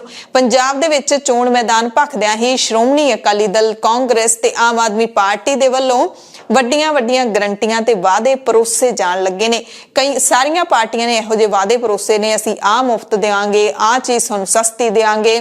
ਹਾਲਾਂਕਿ ਸਿਖਰਲੀ ਅਦਾਲਤ ਦਾ ਪੂਰੇ ਦੇਸ਼ ਦੇ ਵਿੱਚ ਫੈਸਲਾ ਲਾਗੂ ਮੰਨਿਆ ਜਾਵੇਗਾ, ਪਰ ਤੁਰੰਤ ਉਹਨਾਂ 5 ਸੂਬਿਆਂ ਦੀਆਂ ਚੋਣਾਂ ਨੂੰ ਜ਼ਰੂਰ ਪ੍ਰਭਾਵਿਤ ਕਰੇਗਾ ਜਿਨ੍ਹਾਂ ਦੇ ਵਿੱਚ ਚੋਣਾਂ ਦਾ ਐਲਾਨ ਕੀਤਾ ਗਿਆ ਹੈ, ਜਿਹਦੇ ਵਿੱਚ ਪੰਜਾਬ ਸਮੇਤ ਯੂਪੀ, ਗੋਆ, ਮਣੀਪੁਰ ਤੇ ਉੱਤਰਾਖੰਡ ਸ਼ਾਮਿਲ ਨੇ। ਸੁਪਰੀਮ ਕੋਰਟ ਦੇ chief justice N V Ramana, justice A S Bopanna ਤੇ ਹਿਮਾ ਕੋਹਲੀ ਤੇ ਆਧਾਰਿਤ ਬੈਂਚ ਨੇ ਪਟੀਸ਼ਨ ਤੇ ਸੁਣਵਾਈ ਦੇ ਲਈ ਸਹਿਮਤੀ ਜ਼ਾਹਿਰ ਕੀਤੀ ਤੇ ਇਸ ਮੁੱਦੇ ਨੂੰ ਗੰਭੀਰਤਾ ਨਾਲ ਲੈਂਦਿਆਂ ਚਿੰਤਾ ਜਤਾਈ ਹੈ ਕਿ ਵੋਟਰਾਂ ਅਤੇ ਚੋਣਾਂ ਦੀ ਨਿਰਪੱਖਤਾ ਨੂੰ ਪ੍ਰਭਾਵਿਤ ਕਰ ਸਕਦਾ ਹੈ। ਜਿਹੜੀਆਂ ਸਿਆਸੀ ਪਾਰਟੀਆਂ ਅਜਿਹੇ ਬਿਆਨ ਦਿੰਦੀਆਂ ਨੇ, ਅਜਿਹੇ ਐਲਾਨ ਕਰਦੀਆਂ ਨੇ। ਸੁਣਵਾਈ ਦੌਰਾਨ ਪਟੀਸ਼ਨਕਰਤਾ ਅਸ਼ਵਨੀ ਉਪਾਧਿਆਏ ਦੇ ਵਕੀਲ ਵਿਕਾਸ ਸਿੰਘ ਨੇ ਦਲੀਲ ਦਿੱਤੀ ਕਿ ਇੱਥੇ ਦੇਸ਼ ਦੇ ਨਾਗਰਿਕਾਂ ਦਾ ਪੈਸਾ ਦਾਅ ਤੇ ਲੱਗਿਆ ਹੁੰਦਾ ਹੈ ਐਡਵੋਕੇਟ ਅਸ਼ਵਨੀ ਕੁਮਾਰ ਉਪਾਧਿਆਏ ਨੇ ਇਹ ਜਨਹਿਤ ਪਟੀਸ਼ਨ ਦਾਇਰ ਕੀਤੀ ਹੈ, ਜਿਹਦੇ ਵਿੱਚ ਦਾਅਵਾ ਕੀਤਾ ਗਿਆ ਕਿ ਸਿਆਸੀ ਪਾਰਟੀਆਂ ਦੇ ਵੱਲੋਂ ਕੀਤੇ ਜਾਂਦੇ ਮਨਮਰਜ਼ੀ ਦੇ ਵਾਅਦੇ ਅਤੇ ਬੇਲੋੜੇ ਲਾਭ ਦੇਣ ਦੇ ਲਈ ਵੋਟਰਾਂ ਨੂੰ ਲਾਲਚ ਵਸ ਭਰਮਾਇਆ ਜਾਂਦਾ ਹੈ। ਸੋ ਸੁਪਰੀਮ ਕੋਰਟ ਨੇ ਜਿਹੜੀ ਤਾੜਨਾ ਕੀਤੀ ਹੈ, ਇਸ ਤੇ ਕੇਂਦਰ ਸਰਕਾਰ ਤੇ ਚੋਣ ਕਮਿਸ਼ਨ ਕਿੰਨਾ ਕੁ ਅਮਲ ਕਰਦੇ ਨੇ, ਤੇ ਜੇ ਅਮਲ ਕਰਦੇ ਨੇ ਤਾਂ ਪੰਜਾਬ ਦੇ ਵਿੱਚ ਕਿਹੜੀਆਂ-ਕਿਹੜੀਆਂ ਸਿਆਸੀ ਪਾਰਟੀਆਂ ਨੂੰ ਜਿਹੜੀ ਢਾਹ ਲੱਗੂਗੀ, ਸੇਕ ਲੱਗੂਗਾ, ਉਹ ਤੁਸੀਂ ਹੁਣ ਸਮਝ ਸਕਦੇ ਹੋ, ਖੁਦ ਹੀ ਨਿਰਣਾ ਕਰ ਸਕਦੇ ਹੋ ਕਿ ਕਿਹੜੀਆਂ-ਕਿਹੜੀਆਂ ਸਿਆਸੀ ਪਾਰਟੀਆਂ ਨੇ ਤੁਹਾਨੂੰ ਮੁਫਤ ਲਾਲਚ ਦਿੱਤੇ ਨੇ। ਆਮ ਆਦਮੀ ਪਾਰਟੀ ਪੰਜਾਬ ਦੇ ਪ੍ਰਧਾਨ ਅਤੇ ਆਪ ਦੇ ਸੀਐਮ ਚਿਹਰੇ ਦੇ ਕੈਂਡੀਡੇਟ ਭਗਵੰਤ ਮਾਨ ਨੇ ਚੰਡੀਗੜ੍ਹ ਦੇ ਵਿੱਚ ਪ੍ਰੈਸ ਕਾਨਫਰੰਸ ਕਰਕੇ ਕੈਪਟਨ ਅਮਰਿੰਦਰ ਸਿੰਘ, ਨਵਜੋਤ ਸਿੰਘ ਸਿੱਧੂ, ਚਰਨਜੀਤ ਸਿੰਘ ਚੰਨੀ, ਵਿਕਰਮ ਮਜੀਠੀਆ ਕਿਸੇ ਨੂੰ ਨਹੀਂ ਛੱਡਿਆ, ਸਭ ਤੇ ਨਿਸ਼ਾਨੇ ਕਸੇ।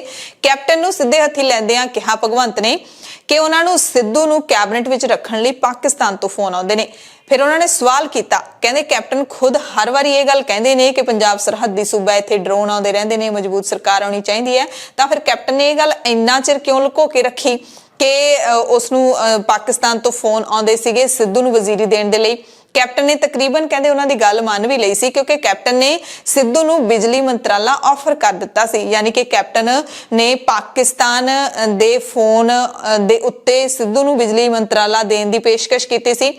ਕਹਿੰਦੇ ਇਹਦਾ ਮਤਲਬ ਇਹ ਹੈ ਕਿ ਕੈਪਟਨ ਪਾਕਿਸਤਾਨ ਤੇ ਕਹਿਣ ਤੇ ਪੰਜਾਬ ਕੈਬਨਿਟ ਦੇ ਵਿੱਚ ਮੰਤਰੀ ਲਾਉਂਦੇ ਸੀ, ਕੰਧ ਦੇ ਪਰਲੇ ਪਾਸੇ ਤਾਂ ਇਹਨਾਂ ਲਈ ਪਾਕਿਸਤਾਨ ਸੀ। ਇਹ ਨਫ਼ਰਤ ਦੀ ਰਾਜਨੀਤੀ ਕਰਦੇ ਨੇ। ਕੈਪਟਨ ਇਹ ਦੱਸਣ ਕਿ ਚੀਕੂ ਤੇ ਸੀਤਾਫਲ ਕਿਹਦੇ ਕਹਿਣ ਤੇ ਲੱਗੇ ਸੀ, ਯਾਨੀ ਕਿ ਕੈਪਟਨ ਜਦੋਂ ਵਾਰੀ-ਵਾਰੀ ਪਾਕਿਸਤਾਨ ਦਾ ਨਾਮ ਲੈਂਦੇ ਨੇ, ਪਾਕਿਸਤਾਨ ਤੇ ਨਿਸ਼ਾਨੇ ਲਾਉਂਦੇ ਨੇ, ਸਿੱਧੂ ਨੂੰ ਵੀ ਪਾਕਿਸਤਾਨ ਦੇ ਨਾਮ ਤੇ ਖਿੱਚਦੇ ਨੇ, ਤਾਂ ਫਿਰ ਕੈਪਟਨ ਸਾਹਿਬ ਦੀ ਜਿਹੜੀ ਦੋਸਤ ਹੈ, ਮਹਿਲਾ ਦੋਸਤ ਅਰੂਸਾ ਆਲਮ, ਉਹਨੂੰ ਲੈ ਕੇ ਫਿਰ ਭਗਵੰਤ ਨੇ ਨਿਸ਼ਾਨਾ ਸਾਧਿਆ।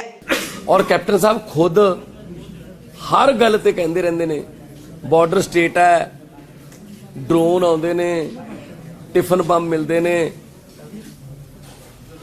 ਇੱਥੇ ਕੋਈ ਇਸ ਤਰ੍ਹਾਂ ਦੀ ਘਟਨਾ ਨਹੀਂ ਹੋਣੀ ਚਾਹੀਦੀ, ਮਜ਼ਬੂਤ ਸਰਕਾਰ ਚਾਹੀਦੀ ਹੈ। ਤਾਂ ਕੈਪਟਨ ਸਾਹਿਬ ਨੇ ਇਹ ਗੱਲ ਇੰਨਾ ਚਿਰ ਲੁਕੋ ਕੇ ਕਿਉਂ ਰੱਖੀ? ਤੇ ਆਲਮੋਸਟ ਕੈਪਟਨ ਸਾਹਿਬ ਨੇ ਉਹਨਾਂ ਦੀ ਗੱਲ ਮੰਨ ਵੀ ਲਈ ਸੀ, ਕਿਉਂਕਿ ਬਿਜਲੀ ਮੰਤਰਾਲਾ ਉਹਨਾਂ ਨੂੰ ਆਫਰ ਕਰਤਾ ਸੀ। ਇਹਦਾ ਮਤਲਬ ਪਾਕਿਸਤਾਨ ਦੇ ਕਹੇ ਤੇ ਕੈਪਟਨ ਸਾਹਿਬ ਪੰਜਾਬ ਦੀ ਕੈਬਨਿਟ ਮਿਨਿਸਟਰੀ ਦਿੰਦੇ ਸੀ। ਕੈਬਨਿਟ ਮਿਨਿਸਟਰੀ ਨਹੀਂ ਕੱਲੀ, ਕੈਪਟਨ ਸਾਹਿਬ ਸ਼ਾਇਦ ਇਹ ਕਹਿਣਾ ਭੁੱਲ ਗਏ, ਡੀਜੀਪੀ ਵੀ ਪਾਕਿਸਤਾਨ ਦੇ ਕਹੇ ਤੇ ਲਾਇਆ ਸੀ, ਚੀਫ ਸੈਕਟਰੀ ਵੀ ਪਾਕਿਸਤਾਨ ਦੇ ਕਹੇ ਤੇ। ਪਾਕਿਸਤਾਨ ਤਾਂ ਘਰੇ ਰਹਿੰਦਾ ਸੀ, ਕੰਨ ਦੇ ਪਰਲੇ ਦਾ ਪਾਸੇ ਦਾ ਪਾਕਿਸਤਾਨ ਸੀ ਇਹਨਾਂ ਦੇ। ਤੇ ਇਹ ਕਿਹੜੇ ਮੂੰਹ ਨਾਲ ਕਹਿ ਰਹੇ ਨੇ ਹੁਣ ਕਿ ਅਸੀਂ ਸਿਰਫ ਮੈਂ ਹੀ ਆ ਜਿਹੜਾ ਉਹ ਬਚਾ ਸਕਦਾ ਸੂਬੇ ਨੂੰ? ਇਹ ਪੰਜਾਬ ਦੇ ਮਾਹੌਲ ਨੂੰ ਖਰਾਬ ਕਰਨ ਦੀਆਂ ਕੋਸ਼ਿਸ਼ਾਂ ਕਰ ਰਹੇ ਨੇ, ਹੋਰ ਇਹਨਾਂ ਨੂੰ ਕੁਝ ਬਚਿਆ ਨਹੀਂ। ਇਹ ਹੁਣ ਬਸ ਨਫ਼ਰਤ ਦੀ ਰਾਜਨੀਤੀ ਕਰ ਰਹੇ ਨੇ। ਕੈਪਟਨ ਸਾਹਿਬ ਇਹ ਦੱਸਣ ਕਿ ਚੀਕੂ ਤੇ ਸੀਤਾਫਲ ਕਿਹਦੇ ਕਹੇ ਤੇ ਲੱਗੇ ਸੀ, ਉਹਦੀ ਚਿੰਤਾ ਕਿਹਨੂੰ ਸੀ ਕਿ ਚੀਕੂ ਦਾ ਕੀ ਹਾਲ ਹੈ, सीताफल का की हाल है? IAS अफसर लाए सी, उसको भेज दो ना, चेक करवा लो ना कैसे वो सीताफल कैसे चल रहे हैं। भगवंत मान ने भी कहा कि कैप्टन कह रहे हैं कि पंजाब नूं कमेडियन दी लोड़ नहीं है, तकड़ा सीएम चाहिए। कहते कैप्टन ने फिर संगरूर दे विच जिहड़ा भाषण दिता सी, कहा सी कि भगवंत मान बहुत तगड़ा उम्मीदवार है, वारी वारी आउणा पऊ, उदों मैं तकड़ा सीगा, हुण मैं कमेडियन हो गया। कहते जिन्हों तुसीं कमेडियन कहते हो, ये पंजाब दे विच उदों कैंसर दे मुद्दे चुक रहा सी, पंजाब दे किसानां दीयां खुदकुशियां चुक रहा सी, पंजाब दे धरनियां लाठी चार्जां दी गल कर रहा सी जो तुसीं अपने महलां दे विच सुत्ते रहिंदे सी। मान ने कहा कि इन्हां लीडरां तो हुण आम घरां दा मुंडा जरिया नहीं जांदा। जिन्हों तुसीं कमेडियन कहने हो, ਉਹ ਉੱਥੇ ਪੰਜਾਬ ਦੇ ਧਰਨਿਆਂ ਦੀ ਲਾਠੀ ਚਾਰਜਾਂ ਦੀ ਗੱਲ ਕਰ ਰਹੇ ਸੀ। ਬਸ ਇਹਨਾਂ ਤੋਂ ਆਮ ਘਰਾਂ ਦਾ ਮੁੰਡਾ ਜਰਿਆ ਨਹੀਂ ਜਾਂਦਾ, ਬਸ ਕਿ ਅਸੀਂ ਵੀ ਬਣਦੇ ਹੁੰਨੇ ਆ, ਹੋਰ ਕਿਉਂ ਆ ਗਿਆ? ਕੈਪਟਨ ਸਾਹਿਬ ਪਬਲਿਕ ਹੈ, ਲੋਕ ਹੈ, ਤੁਸੀਂ ਲੋਕਾਂ ਨਾਲ ਜੋ ਧੋਖਾ ਕੀਤਾ ਹੈ ਉਹਦਾ ਤੁਹਾਨੂੰ ਫਲ ਜ਼ਰੂਰ ਮਿਲੂਗਾ, ਮਿਲ ਵੀ ਰਿਹਾ। 4.5 ਸਾਲ ਤੁਸੀਂ ਬੈਠੇ ਰਹੇ, ਹੁਣ ਤੁਸੀਂ ਕਹਿੰਦੇ ਹੋ ਹੈਲੀਕਾਪਟਰ ਤੇ ਜਦੋਂ ਮੈਂ ਜਾ ਰਿਹਾ ਸੀ ਮੈਂ ਥੱਲੇ ਟਰੱਕ ਦੇਖੇ, ਜਦੋਂ ਮੈਂ ਉਤਰਿਆ ਫਿਰ ਮੈਂ ਕਿਹਾ ਅਫਸਰਾਂ ਨੇ ਕਿਹਦੇ ਨੇ, ਕਹਿੰਦੇ ਉਹ ਚੰਨੀ ਦਾ ਨਾਂ ਸੀ। ਫਿਰ ਵਾਰੀ ਆਈ ਨਵਜੋਤ ਸਿੰਘ ਸਿੱਧੂ ਦੀ। ਮਾਨ ਨੇ ਨਵਜੋਤ ਸਿੰਘ ਸਿੱਧੂ ਤੇ ਵੀ ਨਿਸ਼ਾਨੇ ਲਾਏ। ਕਹਿੰਦੇ ਸਿੱਧੂ ਕਹਿ ਰਹੇ ਨੇ ਕਿ ਆਮ ਆਦਮੀ ਪਾਰਟੀ ਨੂੰ ਫੋਨ ਘੱਟ ਆਏ ਨੇ ਪਰ ਇਹਨਾਂ ਨੇ ਦੱਸੇ ਵੱਧ ਨੇ। ਮਾਨ ਨੇ ਸਿੱਧੂ ਨੂੰ ਸਲਾਹ ਦਿੱਤੀ ਕਿ ਤੁਸੀਂ ਆਪਣਾ ਸਰਵੇ ਕਰਵਾ ਲਓ। ਨਵਜੋਤ ਸਿੰਘ ਸਿੱਧੂ ਕੋਲੇ ਹੋਰ ਕੋਈ ਵਿਸ਼ਾ ਹੈ ਨਹੀਂ, ਇਸ ਕਰਕੇ ਉਹਨਾਂ ਨੇ ਮੇਰੇ ਤੇ ਬੋਲਣ ਬਾਰੇ ਸੋਚ ਲਿਆ ਤੇ ਜਿਵੇਂ ਦੀ ਭਾਸ਼ਾ ਵਰਤੀ ਜਾ ਰਹੀ ਹੈ ਗਲਤ ਹੈ, ਕਿਉਂਕਿ ਸਤਿਕਾਰ ਸਾਰਿਆਂ ਨੂੰ ਚਾਹੀਦਾ ਹੈ। ਤੂੰ ਤੜਾਕ ਵਾਲੀ ਸ਼ਬਦਾਵਲੀ ਬਿਲਕੁਲ ਗਲਤ ਹੈ। ਸਿੱਧੂ ਸੋਨੀਆ ਗਾਂਧੀ ਨੂੰ ਕਹਿ ਕੇ ਆਪਣੀ ਪਾਰਟੀ ਦਾ ਸਰਵੇ ਆਪ ਕਰਵਾਉਣ, ਸਾਡੀ ਪਾਰਟੀ ਦੇ ਅੰਦਰੂਨੀ ਮਾਮਲਿਆਂ 'ਚ ਦਖਲ ਨਾ ਦੇਣ, ਇਹ ਸਲਾਹ ਦਿੱਤੀ ਹੈ ਭਗਵੰਤ ਮਾਨ ਨੇ। ਮਜੀਠੀਆ ਦੀ ਜ਼ਮਾਨਤ ਰੱਦ ਹੋਣ ਤੇ ਵੀ ਬੋਲੇ। ਕਹਿੰਦੇ ਕਾਨੂੰਨੀ ਤੌਰ ਤੇ ਮਜੀਠੀਆ ਨੂੰ ਗ੍ਰਿਫਤਾਰ ਕੀਤਾ ਜਾਣਾ ਚਾਹੀਦਾ ਹੈ। ਕਾਂਗਰਸ ਪਾਰਟੀ ਨੂੰ ਮਜੀਠੀਆ ਦੇ ਗ੍ਰਿਫਤਾਰ ਹੋਣ ਨਾਲ ਕੀ ਫਾਇਦਾ ਹੋਣਾ ਹੈ, ਕਿਉਂਕਿ ਉਹ ਤਾਂ ਆਪ ਇਸ ਮਾਮਲੇ ਦੇ ਵਿੱਚ ਸ਼ਾਮਿਲ ਨੇ। ਹਾਲਾਂਕਿ ਮਜੀਠੀਆ ਦੀ ਜਿਹੜੀ ਗ੍ਰਿਫਤਾਰੀ ਹੈ ਉਸ ਤੇ 3 ਦਿਨ ਦੀ ਰੋਕ ਲੱਗ ਚੁੱਕੀ ਹੈ। ਉਹ ਭਾਈ ਤੁਸੀਂ ਕਾਂਗਰਸ ਤੋਂ ਕਰਾ ਲਓ ਆਪਦਾ, ਤੁਸੀਂ ਆਪਣਾ ਕਰਾ ਲਓ ਸਰਵੇ। ਟਵਿੱਟਰ ਤੇ ਇੱਕ ਪੋਲਿੰਗ ਕਰਵਾਈ, 1209 ਵੋਟਾਂ ਪਈਆਂ, ਉਹ ਚੋਂ ਵੀ ਕਹਿੰਦੇ 70% ਚੰਨੀ ਹੈ।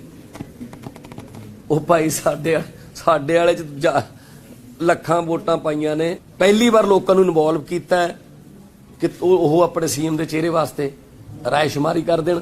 ਇਹ ਕਿਹੜਾ ਕੋਈ ਇਲੈਕਸ਼ਨ ਕਮਿਸ਼ਨ ਦਾ ਕਾਨੂੰਨ ਹੈ ਕਿ ਜੇ ਕਿਸੇ ਨੇ ਫੋਨ ਦੇਣਾ ਤਾਂ ਇੰਨੇ ਫੋਨ ਹੋਣੇ ਜ਼ਰੂਰੀ ਨੇ, ਨਹੀਂ ਤਾਂ ਫਿਰ ਤੁਸੀਂ ਸੀਐਮ ਡਿਕਲੇਅਰ ਨਹੀਂ ਕਰ ਸਕਦੇ। ਜੋ ਕਾਨੂੰਨੀ ਕਾਰਵਾਈ ਉਹਦੇ ਮੁਤਾਬਕ ਤਾਂ ਗ੍ਰਿਫਤਾਰ ਕਰਨਾ ਬਣਦਾ। ਬਾਕੀ ਹੁਣ ਕਿੰਨਾ ਕੁ ਇੰਟੈਲੀਜੈਂਸੀਆਂ ਜਾਂ ਪੰਜਾਬ ਦੀ ਸਰਕਾਰ ਜਿਹੜੀ ਆ ਉਹਨੇ ਇਹਨੂੰ ਸੀਰੀਅਸ ਲੈਂਦੀ ਹੈ, ਉਹਨਾਂ ਤੇ। ਦਿੱਲੀ ਦੇ ਮੁੱਖ ਮੰਤਰੀ ਅਤੇ ਆਮ ਆਦਮੀ ਪਾਰਟੀ ਦੇ ਕੌਮੀ ਕਨਵੀਨਰ ਅਰਵਿੰਦ ਕੇਜਰੀਵਾਲ ਨੇ ਵੀ ਗਣਤੰਤਰ ਦਿਵਸ ਮੌਕੇ ਇੱਕ ਪ੍ਰੋਗਰਾਮ ਦੇ ਵਿੱਚ ਸ਼ਾਮਲ ਹੁੰਦਿਆਂ ਹੋਇਆ ਐਲਾਨ ਕੀਤਾ ਕਿ ਦਿੱਲੀ ਸਰਕਾਰ ਦੇ ਹਰ ਦਫ਼ਤਰ ਦੇ ਵਿੱਚ ਹੁਣ BR ਅੰਬੇਡਕਰ ਅਤੇ ਸ਼ਹੀਦ ਭਗਤ ਸਿੰਘ ਦੀਆਂ ਤਸਵੀਰਾਂ ਲੱਗਣਗੀਆਂ। ਹੁਣ ਕਿਸੇ ਮੁੱਖ ਮੰਤਰੀ ਜਾਂ ਸਿਆਸਤਦਾਨ ਦੀ ਫੋਟੋ ਅਸੀਂ ਨਹੀਂ ਲਾਵਾਂਗੇ। ਪੰਜਾਬ ਦੇ ਮੁੱਖ ਮੰਤਰੀ ਚਰਨਜੀਤ ਸਿੰਘ ਚੰਨੀ ਨੇ ਲੋਕਾਂ ਤੋਂ ਇੱਕ ਹੋਰ ਮੌਕਾ ਮੰਗਿਆ ਹੈ। ਚੰਨੀ ਨੇ ਕਿਹਾ ਕਿ ਜੇਕਰ ਮੈਨੂੰ ਦੁਬਾਰਾ ਮੌਕਾ ਮਿਲੇ ਤਾਂ ਮੈਂ ਪੰਜਾਬ ਦਾ ਹੋਰ ਵਿਕਾਸ ਕਰਾਂਗਾ। ਪੰਜਾਬੀਆਂ ਨੂੰ ਸਸਤੀ ਬਿਜਲੀ, ਪਾਣੀ ਅਤੇ ਡੀਜ਼ਲ ਪੈਟਰੋਲ ਮੁਹੱਈਆ ਅਸੀਂ ਕਰਵਾ ਦਿੱਤਾ ਹੈ। ਆਂਗਣਵਾੜੀ ਵਰਕਰ, ਆਸ਼ਾ worker, mid day meal cook ਆਦਿ ਦੀਆਂ ਤਨਖਾਹਾਂ 'ਚ ਵਾਧੇ ਸਮੇਤ 111 ਦਿਨਾਂ ਦੇ ਕਾਰਜਕਾਲ ਦੀਆਂ ਪ੍ਰਾਪਤੀਆਂ ਲਗਾਤਾਰ ਚੰਨੀ ਗਿਣਵਾ ਰਹੇ ਨੇ।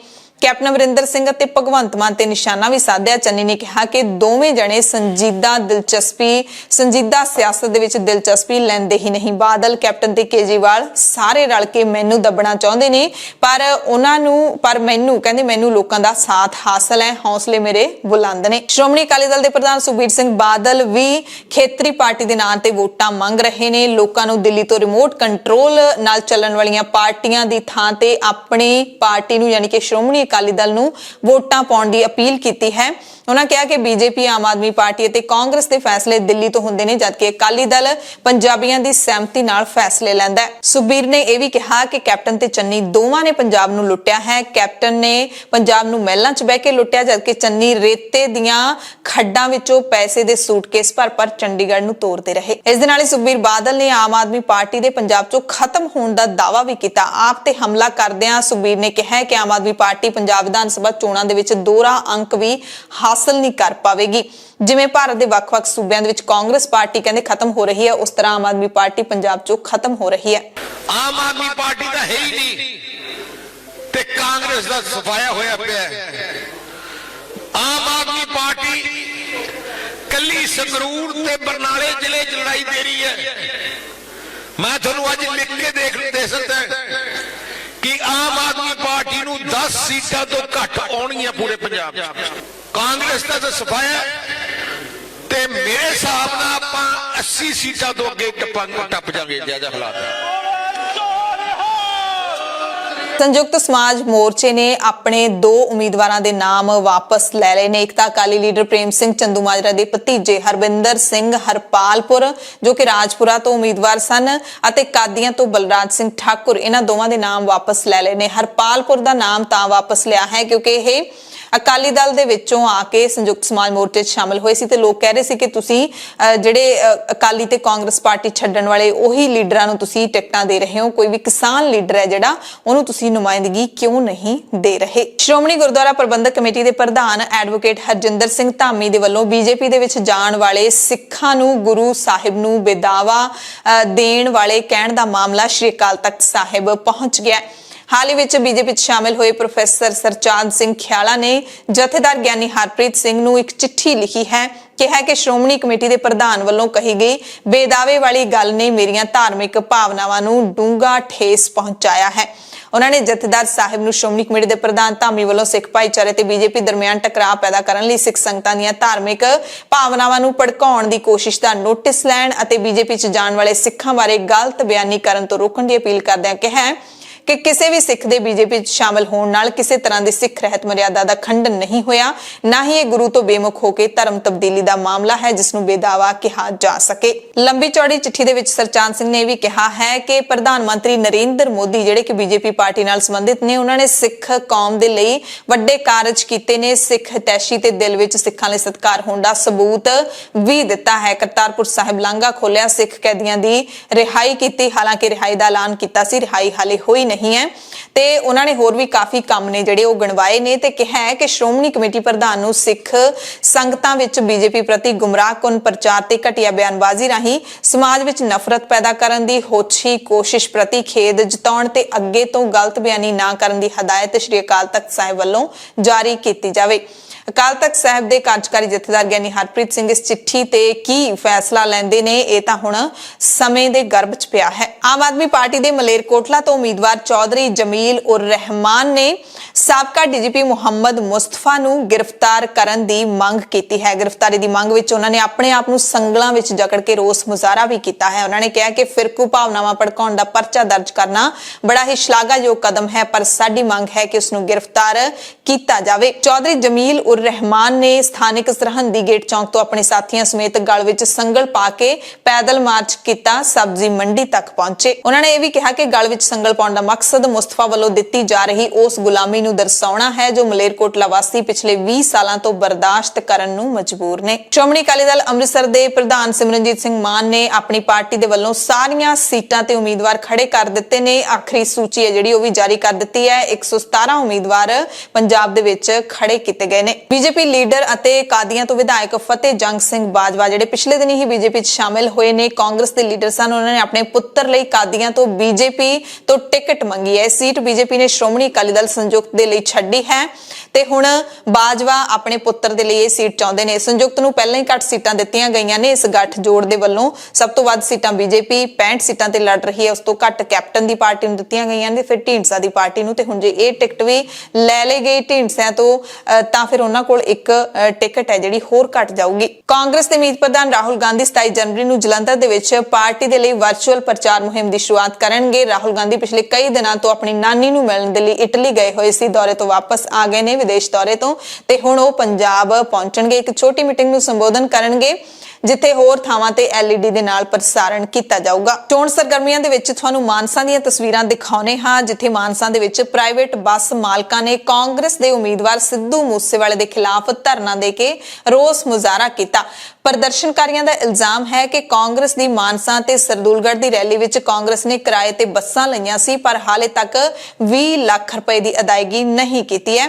ਬਾਰ-ਬਾਰ ਕਹਿਣ ਦੇ ਉੱਤੇ ਵੀ ਕਾਂਗਰਸ ਪਾਰਟੀ ਸਾਨੂੰ ਪੈਸੇ ਨਹੀਂ ਅਦਾ ਕਰ ਰਹੀ, ਇਸ ਕਰਕੇ ਅਸੀਂ ਸਿੱਧੂ ਮੂਸੇਵਾਲੇ ਦੇ ਖਿਲਾਫ ਧਰਨਾ ਪ੍ਰਦਰਸ਼ਨ ਕਰ ਰਹੇ ਹਾਂ। ਸੋ ਜੇ ਕਾਂਗਰਸ ਪਾਰਟੀ ਨੇ 20 ਲੱਖ ਰੁਪਏ ਦੀ ਅਦਾਇਗੀ ਇਹਨਾਂ ਪ੍ਰਾਈਵੇਟ ਬੱਸ ਮਾਲਕਾਂ ਨੂੰ ਨਹੀਂ ਕੀਤੀ ਤਾਂ ਹੋ ਸਕਦਾ ਹੈ ਕਿ ਸਿੱਧੂ ਮੂਸੇਵਾਲੇ ਨੂੰ ਆਪਣੀ ਚੋਣ ਮੁਹਿੰਮ ਦੇ ਵਿੱਚ ਇਸ ਮਸਲੇ ਨੂੰ ਲੈ ਕੇ ਸੇਕ ਲੱਗ ਸਕਦਾ ਹੈ। ਇਹ ਅਸੀਂ ਨਾ ਬੱਸਾਂ ਦਿੱਤੀਆਂ ਸੀਗੀਆਂ ਰੈਲੀ ਦੇ ਵਿੱਚ, ਸਰਦੂਲਗੜ੍ਹ ਦਿੱਤੀਆਂ ਸੀ, ਕੁਝ ਮਾਨਸਾ ਦਿੱਤੀਆਂ ਸੀਗੀਆਂ। ਅਸੀਂ ਤੇਲ ਪੱਲਿਓਂ ਮਚਾ ਕੇ ਬੱਸਾਂ ਦਾ ਤੇ ਰੈਲੀ ਲਾ ਕੇ ਆਏ ਆ। ਸਾਨੂੰ ਇਹਨਾਂ ਨੇ ਕਿਹਾ ਸੀ ਸੁਬਾਹ ਪੈਸੇ ਦੇਵਾਂਗੇ, ਮੰਨ ਕੇ ਚਲੋ ਵੀ ਬੱਸਾਂ ਦਾ 15-20 ਲੱਖ ਰੁਪਇਆ ਬਣਦਾ ਜੀ। ਇਹਨਾਂ ਨੇ ਹਜੇ ਤੱਕ ਸਾਨੂੰ ਪੰਜੀ ਨਹੀਂ ਦਿੱਤੀ ਜੀ। ਮਹੀਨਾ ਹੋ ਗਿਆ, ਸਾਨੂੰ ਕਦੇ DC ਦਫ਼ਤਰ ਭੇਜ ਦਿੰਦੇ ਆ, ਕਦੇ RTO ਦਫ਼ਤਰ ਭੇਜ ਦਿੰਦੇ ਆ, ਕਦੇ ਕਿਤੇ ਭੇਜ ਦਿੰਦੇ ਆ। ਇਹਨਾਂ 'ਚੋਂ ਕੋਈ ਪੈਸਾ ਨਹੀਂ ਦੇ ਰਿਹਾ ਸਾਨੂੰ। ਅਸੀਂ ਪੱਲਿਓਂ ਤੇਲ ਮਚਾ ਕੇ ਸਾਰੇ ਜਾਣੇ ਆਪਦਾ ਹੀ ਰੈਲੀਆਂ ਲਾਇਆ ਏ। ਸਾਨੂੰ 9:30 ਵਜੇ ਦਾ ਟਾਈਮ ਤਾਂ ਸੁਬਾਹ ਇਹਨਾਂ ਨੇ ਵੀ ਪੈਸੇ ਦੇਵਾਂਗੇ ਤੁਹਾਨੂੰ, ਉੱਥੇ ਹੀ ਨਹੀਂ ਕੋਈ ਬੰਦਾ ਆਇਆ ਜੀ। ਹੁਣ ਨਹੀਂ ਕੋਈ ਗੱਲ ਸੁਣ ਰਿਹਾ। ਅਸੀਂ ਮੂਸੇ ਵਾਲੇ ਨੂੰ, ਹੋਰ ਮੋਪਰ ਦੇ ਮੁੰਡੇ ਨੂੰ, ਵਿਕਰਮ ਨੂੰ, ਸਭ ਨੂੰ ਮਿਲ ਚੁੱਕੇ ਆ ਜੀ, ਕੋਈ ਨਹੀਂ ਹੱਲ ਕਰ ਰਿਹਾ ਇਹਨਾਂ ਦਾ। ਬਸ ਉਹ ਉਹਦੇ ਕੋਲੇ ਭੇਜ ਦਿੰਦਾ ਜੀ, ਉਹਦੇ ਕੋਲੇ ਭੇਜ ਦਿੰਦਾ, ਉਹ ਫਲਾਨਾ ਦੇਊਗਾ, ਉਹ ਢੌਂਕਾ ਦੇਊਗਾ, ਅਸੀਂ ਤੋਰੀ ਫਿਰਦੇ ਆ ਜੀ। DC ਸਾਹਿਬ ਦੇ ਵਗ ਜਾਓ, RTO ਸਾਹਿਬ ਦੇ ਵਗ ਜਾਓ, 20 ਗੇੜੇ ਮਰਵਾਤੇ ਜੀ ਇਹਨਾਂ ਨੇ, ਕੋਈ ਨਹੀਂ ਗੱਲ ਸੁਣ ਰਿਹਾ ਜੀ। ਕਿੰਨੇ ਪੈਸੇ ਨੇ ਟੋਟਲ? ਪੈਸੇ ਜੀ ਐ ਮੰਨ ਕੇ ਚਲੋ ਵੀ 127 ਬੱਸਾਂ ਇੱਥੋਂ ਵਾਲੀਆਂ, 150 ਬੱਸਾਂ ਉੱਥੋਂ ਵਾਲੀ ਆ ਜੀ, ਸੂਗੜ ਵਾਲੀ 300 ਬੱਸ ਦਾ ਰੁਪਈਆ ਜੀ। ਐ ਮੰਨ ਕੇ ਚਲੋ 20 ਲੱਖ ਰੁਪਏ ਦੇ ਲਗਭਗ ਬਣਦਾ ਜੀ। ਅਗਲਾ ਜੀ ਹੁਣ ਜੇ ਤਾਂ ਕੋਈ ਸਾਡੀ ਇੱਕ ਦੋ ਨਾਲ 'ਚ ਗੱਲ ਸੁਣਦੇ ਆ ਤਾਂ ਠੀਕ ਆ ਜੀ, ਨਹੀਂ ਅਸੀਂ 28 ਤਰੀਕ ਨੂੰ ਘਰਾਓ ਕਰਾਂਗੇ ਦਫ਼ਤਰ ਦਾ, ਤੇ ਵੱਧ ਤੋਂ ਵੱਧ ਅਸੀਂ ਇਕੱਠ ਕਰਕੇ ਉੱਥੇ ਬੈਠਾਂਗੇ ਜੀ। ਜਿੰਨਾ ਚਿਰ ਸਾਨੂੰ ਪੈਸੇ ਨਹੀਂ ਮਿਲਦੇ ਅਸੀਂ ਉੱਠਣਾ ਨਹੀਂ ਉੱਥੋਂ। ਪੰਜਾਬ ਦੇ ਵਿੱਚ 2 ਵੋਟਰ ਇਹੋ ਜਿਹੇ ਵੀ ਨੇ ਜਿਨ੍ਹਾਂ ਦਾ ਸਰੀਰ ਤਾਂ ਇੱਕ ਹੈ ਪਰ ਉਹਨਾਂ ਦੇ ਦਿਮਾਗ ਵੱਖੋ ਵੱਖਰੇ ਨੇ, ਉਹਨਾਂ ਦੇ ਚਿਹਰੇ 2 ਨੇ। ਨਾਮ ਹੈ ਸੋਹਣਾ ਤੇ ਮੋਹਣਾ, ਸੋਹਣ ਸਿੰਘ ਤੇ ਮੋਹਨ ਸਿੰਘ। ਪਿੰਗਲਵਾੜੇ ਦੇ ਬਹੁਤ ਹੀ ਪਿਆਰੇ ਬੱਚੇ ਨੇ, ਬਹੁਤ ਇੰਟੈਲੀਜੈਂਟ ਨੇ ਤੇ ਉਹਨਾਂ ਨੂੰ ਪਿਛਲੇ ਦਿਨੀ ਨੌਕਰੀ ਵੀ ਮਿਲੀ ਹੈ ਤੇ ਉਹਨਾਂ ਨੂੰ ਹੁਣ ਕੌਮੀ ਵੋਟਰ ਦਿਵਸ ਦੇ ਮੌਕੇ ਵੋਟਰ ਸ਼ਨਾਖਤੀ ਕਾਰਡ ਵੀ ਸੌਂਪ ਦਿੱਤੇ ਗਏ ਨੇ ਪੰਜਾਬ ਦੇ ਚੋਣ ਕਮਿਸ਼ਨ ਦੇ ਵੱਲੋਂ। ਪਿਛਲੇ ਸਾਲ 18 ਸਾਲ ਦੇ ਹੋ ਗਏ ਸੀ ਤੇ ਹੁਣ ਇਹਨਾਂ ਨੂੰ ਫੋਟੋ ਸ਼ਨਾਖਤੀ ਕਾਰਡ ਨੇ ਜਿਹੜੇ ਸੌਂਪ ਦਿੱਤੇ ਗਏ ਨੇ। ਜਿਹੜੇ ਪੰਜਾਬ ਦੇ ਮੁੱਖ ਚੋਣ ਅਧਿਕਾਰੀ ਡਾਕਟਰ ਐਸ ਕਰੁਣਾ ਰਾਜੂ ਨੇ, ਉਹਨਾਂ ਨੇ ਕਿਹਾ ਕਿ ਸੋਹਣਾ ਤੇ ਮੋਹਣਾ ਦੇ ਲਈ ਵਿਸ਼ੇਸ਼ ਪ੍ਰਬੰਧ ਕੀਤੇ ਜਾਣਗੇ ਵੋਟ ਪਾਉਣ ਦੇ ਲਈ, ਤਾਂ ਜੋ ਦੋਵੇਂ ਜਣੇ ਵੱਖਰੇ ਤੌਰ ਤੇ ਵੋਟ ਪਾ ਸਕਣ ਤੇ ਉਹਨਾਂ ਦੀ ਨਿਜਤਾ ਵੀ ਯਕੀਨੀ ਬਣ ਸਕੇ। ਵੱਖਰੇ ਤੌਰ ਤੇ ਇਹ ਤਾਂ ਹੋ ਨਹੀਂ ਸਕਦਾ ਕਿ ਦੋਵੇਂ ਜਣੇ ਅਲੱਗ-ਅਲੱਗ ਜਾਣਗੇ, ਜਾਣਾ ਇਕੱਠਿਆਂ ਨੂੰ ਪੈਣਾ ਕਿਉਂਕਿ ਇਹਨਾਂ ਬੱਚਿਆਂ ਦਾ ਧੜ ਇੱਕ ਹੈ ਤੇ ਚਿਹਰੇ 2 ਹੈਗੇ ਨੇ। ਤੇ ਇਹਨਾਂ ਦੇ ਨਾਲ ਮੈਨੂੰ ਵੀ ਗੱਲਬਾਤ ਕਰਨ ਦਾ ਮੌਕਾ ਮਿਲਿਆ ਸੀ ਕਈ ਸਾਲ ਪਹਿਲਾਂ। ਬੜੇ ਹੀ ਪਿਆਰੇ ਬੱਚੇ ਨੇ ਤੇ ਪਿਛਲੇ ਦਿਨੀ ਇਹਨਾਂ ਨੂੰ ਬਿਜਲੀ ਬੋਰਡ ਦੇ ਵਿੱਚ ਨੌਕਰੀ ਵੀ ਮਿਲੀ ਹੈ, ਸਰਕਾਰੀ ਨੌਕਰੀ ਮਿਲ ਚੁੱਕੀ ਹੈ। ਦੋਨੇ ਹੁਣ ਕਮਾਉਣ ਲੱਗ ਪਏ ਨੇ। ਬੁਲੇਟਿਨ ਦੇ ਵਿੱਚ ਕੁਝ ਖਬਰਾਂ ਪੂਰੇ ਭਾਰਤ ਦੀਆਂ ਤੇ ਪੂਰੀ ਦੁਨੀਆ ਦੀਆਂ ਵੱਡੀਆਂ ਤੇ ਖਾਸ ਖਬਰਾਂ ਤੁਹਾਨੂੰ ਦੱਸਦੇ ਹਾਂ।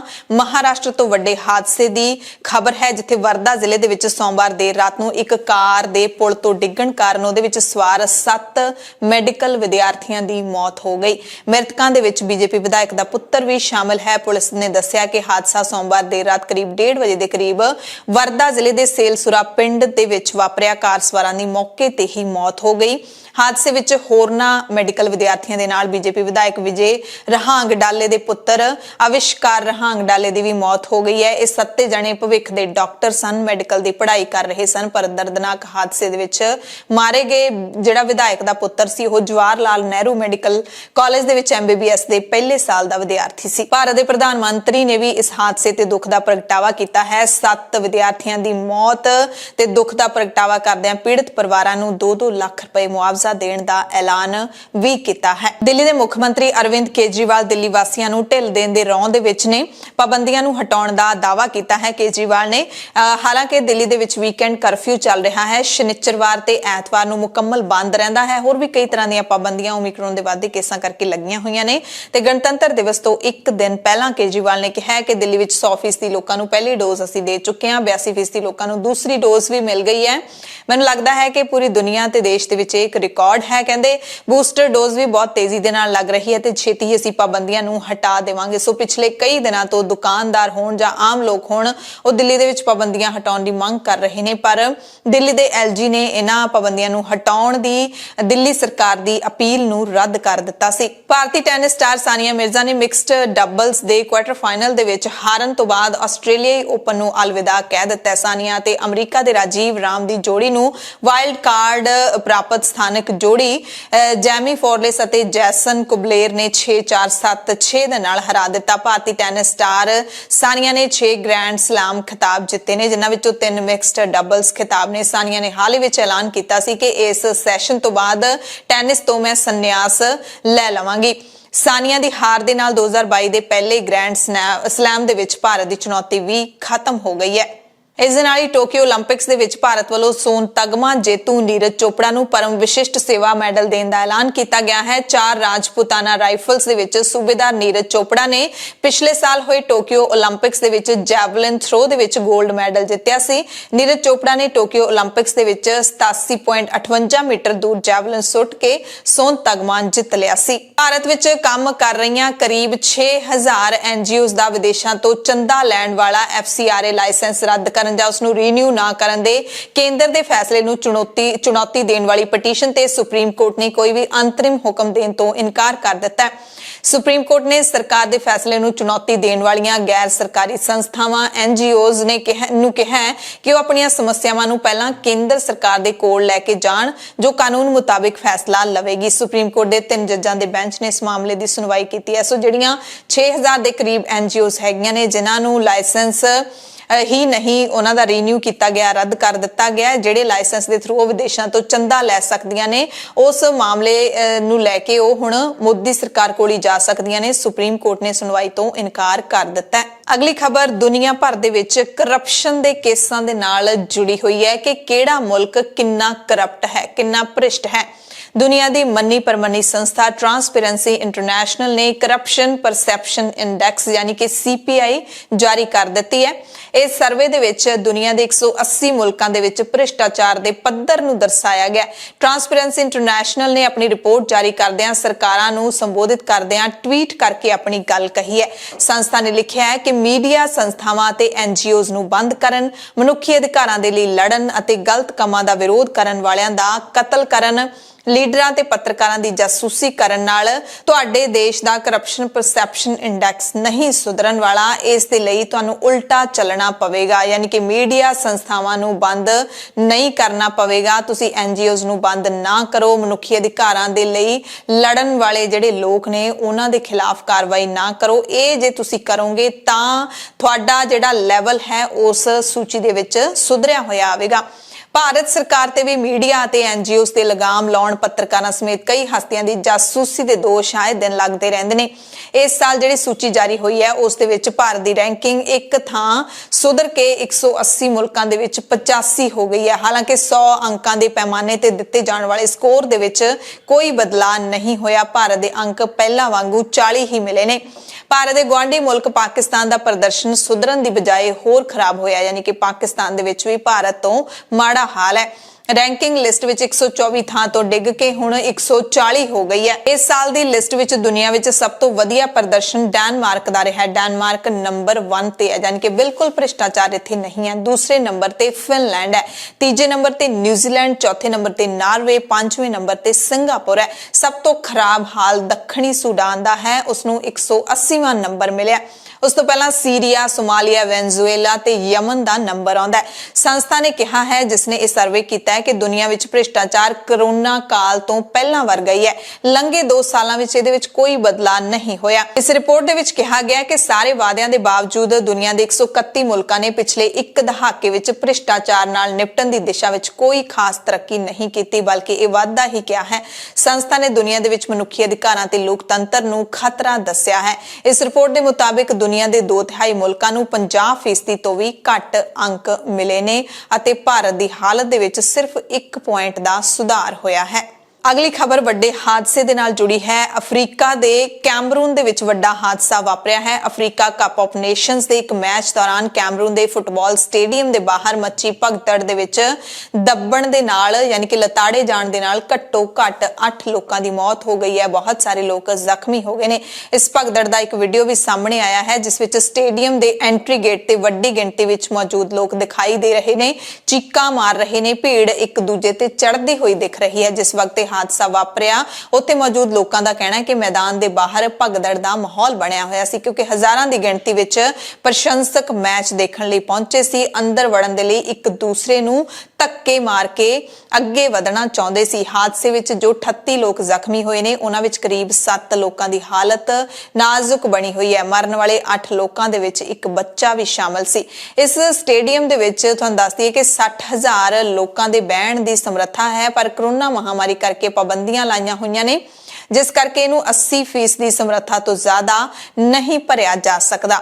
ਮੈਚ ਅਧਿਕਾਰੀਆਂ ਦਾ ਕਹਿਣਾ ਹੈ ਕਿ ਕਰੀਬ 50,000 ਲੋਕ ਇਕੱਠੇ ਹੀ ਸਟੇਡੀਅਮ ਦੇ ਵਿੱਚ ਵੜ ਕੇ ਮੈਚ ਦੇਖਣ ਦੀ ਕੋਸ਼ਿਸ਼ ਕਰ ਰਹੇ ਸੀ, ਜਿਸ ਕਾਰਨ ਇਹ ਹਾਦਸਾ ਵਾਪਰਿਆ ਹੈ। ਪਰ ਇੱਥੇ ਜਿਹੜੇ ਪ੍ਰਬੰਧਕ ਹੈਗੇ ਨੇ, ਉਹਨਾਂ ਦੇ ਉੱਤੇ ਵੀ, ਸੁਰੱਖਿਆ ਕਰਮੀਆਂ ਦੇ ਉੱਤੇ ਵੀ ਜ਼ਰੂਰ ਸਵਾਲ ਉੱਠਦੇ ਨੇ ਕਿ ਜਦੋਂ ਇੰਨੀ ਵੱਡੀ ਗਿਣਤੀ ਵਿੱਚ ਲੋਕ ਪਹੁੰਚ ਰਹੇ ਸੀ ਤਾਂ ਉਹਨਾਂ ਨੂੰ ਰੋਕਿਆ ਕਿਉਂ ਨਹੀਂ ਗਿਆ, ਕਿ ਇੱਕਦਮ ਉੱਤੋਂ ਡਿੱਗ ਪਏ ਇੰਨੇ ਲੋਕ ਤੇ ਹਾਦਸਾ ਵਾਪਰਿਆ। ਜੇ ਪਹਿਲਾਂ ਹੀ ਰੋਕ ਲਿਆ ਜਾਂਦਾ ਤਾਂ ਸ਼ਾਇਦ ਇੰਨੇ ਲੋਕਾਂ ਦੀ ਮੌਤ ਹੋਣ ਤੋਂ ਬਚ ਜਾਂਦੀ। ਆਸਟ੍ਰੇਲੀਅਨ ਓਪਨ ਦੇ ਪ੍ਰਬੰਧਕਾਂ ਨੇ ਵਿਸ਼ਵ ਪੱਧਰ ਤੇ ਹੋਏ ਵਿਵਾਦ ਤੋਂ ਬਾਅਦ ਚੀਨ ਦੀ ਟੈਨਿਸ ਖਿਡਾਰੀ ਪੈਂਗ ਸ਼ੂਆਈ ਦੇ ਸਮਰਥਨ ਵਾਲੀ ਟੀ-ਸ਼ਰਟ ਪਾਉਣ ਤੇ ਲੱਗੀ ਪਾਬੰਦੀ ਨੂੰ ਹਟਾ ਦਿੱਤਾ ਹੈ। ਆਸਟ੍ਰੇਲੀਅਨ ਓਪਨ ਦੀ ਪ੍ਰਬੰਧਕ ਸੰਸਥਾ ਟੈਨਿਸ ਆਸਟ੍ਰੇਲੀਆ ਦੇ ਮੁੱਖ ਕਾਰਜਕਾਰੀ ਅਧਿਕਾਰੀ ਕ੍ਰੇਗ ਟਿਲੀ ਨੇ ਕਿਹਾ ਹੈ ਕਿ ਹੁਣ ਦਰਸ਼ਕਾਂ ਨੂੰ ਟੀ-ਸ਼ਰਟ ਪਾਉਣ ਦੀ ਇਜਾਜ਼ਤ ਹੋਵੇਗੀ, ਪਰ ਉਦੋਂ ਤੱਕ ਜਦੋਂ ਤੱਕ ਉਹ ਖੇਡ ਵਿੱਚ ਵਿਘਨ ਪਾਉਣ ਜਾਂ ਸ਼ਾਂਤੀ ਭੰਗ ਕਰਨ ਦੇ ਇਰਾਦੇ ਨਾਲ ਨਾ ਆਏ ਹੋਣ। ਦਰਅਸਲ ਲੰਘੇ ਸ਼ੁੱਕਰਵਾਰ ਨੂੰ ਸੁਰੱਖਿਆ ਕਰਮੀਆਂ ਨੇ ਪੈਂਗ ਸ਼ੂਆਈ ਦੇ ਸਮਰਥਨ ਵਾਲੀ ਟੀ-ਸ਼ਰਟ ਤੇ ਬੈਨਰ ਲੈ ਕੇ ਬੈਠੇ ਦਰਸ਼ਕਾਂ ਨੂੰ ਉੱਥੋਂ ਹਟਣ ਲਈ ਕਹਿ ਕਹਿ ਦਿੱਤਾ ਸੀ। ਇਹਨਾਂ ਦਰਸ਼ਕਾਂ ਦੀ ਟੀ-ਸ਼ਰਟ ਤੇ ਸਿਰਫ ਇੰਨਾ ਹੀ ਲਿਖਿਆ ਸੀ ਕਿ ਪੈਂਗ ਸ਼ੂਆਈ ਕਿੱਥੇ ਹੈ। ਤੇ ਤੁਹਾਨੂੰ ਯਾਦ ਕਰਵਾ ਦਿੰਦੇ ਹਾਂ ਕਿ ਚੀਨੀ ਖਿਡਾਰਨ ਪੈਂਗ ਸ਼ੂਆਈ ਉਹੀ ਕੌਮਾਂਤਰੀ ਖਿਡਾਰਨ ਹੈ ਜਿਸਨੇ ਕੁਝ ਮਹੀਨੇ ਪਹਿਲਾਂ ਇੱਕ ਸੀਨੀਅਰ ਅਧਿਕਾਰੀ ਤੇ ਚੀਨ ਦੇ ਇੱਕ ਸੀਨੀਅਰ ਲੀਡਰ ਤੇ ਉੱਤੇ ਜਿਨਸੀ ਸ਼ੋਸ਼ਣ ਦਾ ਦੋਸ਼ ਲਾਇਆ ਸੀ। ਯੂਕਰੇਨ ਸੰਕਟ ਦੀ ਗੱਲ ਕਰ ਲਈਏ ਤਾਂ ਇੱਥੇ ਅਮਰੀਕੀ ਫੌਜ ਹਾਈ ਅਲਰਟ ਤੇ ਤਾਇਨਾਤ ਕੀਤੀ ਗਈ ਹੈ। ਪੈਂਟਾਗਨ ਦਾ ਕਹਿਣਾ ਹੈ ਕਿ ਯੂਕਰੇਨ ਦੀ ਸਰਹੱਦ ਤੇ ਵਾਧੇ ਤਣਾਅ ਨੂੰ ਦੇਖਦਿਆਂ ਯੁੱਧ ਦੇ ਲਈ ਪੂਰੀ ਤਰ੍ਹਾਂ ਨਾਲ ਤਿਆਰ ਕਰੀਬ 8500 ਫੌਜੀਆਂ ਨੂੰ ਹਾਈ ਅਲਰਟ ਤੇ ਰੱਖਿਆ ਗਿਆ ਹੈ। ਇਹ ਫੌਜ ਘੱਟ ਸਮੇਂ ਦੇ ਨੋਟਿਸ ਤੇ ਤਾਇਨਾਤ ਕਰਨ ਦੇ ਲਈ ਤਿਆਰ ਹੈ। ਹਾਲਾਂਕਿ ਇੱਕ ਪਾਸੇ ਜਿੱਥੇ ਅਮਰੀਕਾ ਯੁੱਧ ਦੇ ਲਿਹਾਜ਼ ਨਾਲ ਹਰ ਤਰ੍ਹਾਂ ਦੀ ਤਿਆਰੀ ਕਰ ਰਿਹਾ ਹੈ, ਉੱਥੇ ਹੀ ਰੂਸ ਕਾਫੀ ਲੰਬੇ ਸਮੇਂ ਤੋਂ ਇਹ ਦਾਅਵਾ ਕਰਦਾ ਆ ਰਿਹਾ ਹੈ ਕਿ ਉਸਦਾ ਯੂਕਰੇਨ ਤੇ ਹਮਲਾ ਕਰਨ ਦਾ ਕੋਈ ਪਲਾਨ ਨਹੀਂ ਹੈ। ਰੂਸ ਦੇ ਇਸ ਦਾਅਵੇ ਦੇ ਬਾਵਜੂਦ ਯੂਕਰੇਨ ਦੀ ਸਰਹੱਦ ਤੇ ਕਰੀਬ 1 ਲੱਖ ਰੂਸੀ ਫੌਜੀ ਤਾਇਨਾਤ ਨੇ। ਬੁਲੇਟਿਨ ਦੇ ਵਿੱਚ ਜਾਂਦੇ ਤੁਹਾਨੂੰ ਬਰਤਾਨੀਆ ਦੀ ਇੱਕ ਖਬਰ ਦੱਸ ਦਿੰਦੇ ਹਾਂ, ਜਿੱਥੇ ਬਰਤਾਨਵੀ ਪ੍ਰਧਾਨ ਮੰਤਰੀ ਬੋਰਿਸ ਜੌਨਸਨ ਦੀ ਸਰਕਾਰੀ ਰਿਹਾਇਸ਼ ਤੇ ਹੋਈਆਂ ਪਾਰਟੀਆਂ ਦੀ ਜਾਂਚ ਕੀਤੀ ਜਾਵੇਗੀ। ਯੂਕੇ ਦੀ ਮੈਟਰੋਪੋਲੀਟਨ ਪੁਲਿਸ ਨੇ ਲਾਕਡਾਊਨ ਦੇ ਦਰਮਿਆਨ 10 ਡਾਊਨਿੰਗ ਸਟਰੀਟ 'ਚ ਹੋਈਆਂ ਪਾਰਟੀਆਂ ਦੀ ਜਾਂਚ ਸ਼ੁਰੂ ਕਰ ਦਿੱਤੀ ਹੈ। 10 ਡਾਊਨਿੰਗ ਸਟਰੀਟ ਬਰਤਾਨਵੀ ਪ੍ਰਧਾਨ ਮੰਤਰੀ ਦੀ ਰਿਹਾਇਸ਼ ਹੁੰਦੀ ਹੈ। ਪੁਲਿਸ ਕਮਿਸ਼ਨਰ ਕ੍ਰੈਸਿਡਾ ਡਿਕ ਨੇ ਕਿਹਾ ਕਿ ਉਹ 2020 ਤੋਂ ਡਾਊਨਿੰਗ ਸਟਰੀਟ ਅਤੇ ਵਾਈਟ ਹਾਲ ਵਿਖੇ ਕੋਵਿਡ-19 ਹਦਾਇਤਾਂ ਦੌਰਾਨ ਹੋਈਆਂ ਸੰਭਾਵੀ ਉਲੰਘਣਾਂ ਦੇ ਉੱਤੇ ਨਿਗਾਹ ਰੱਖ ਰਹੇ ਨੇ। ਐਮਰਜੈਂਸੀ ਬੁਲੇਟਿਨ ਦੇਖਣ ਵਾਲੇ ਸਾਡੇ ਸਾਰੇ ਦਰਸ਼ਕਾਂ ਦਾ ਧੰਨਵਾਦ।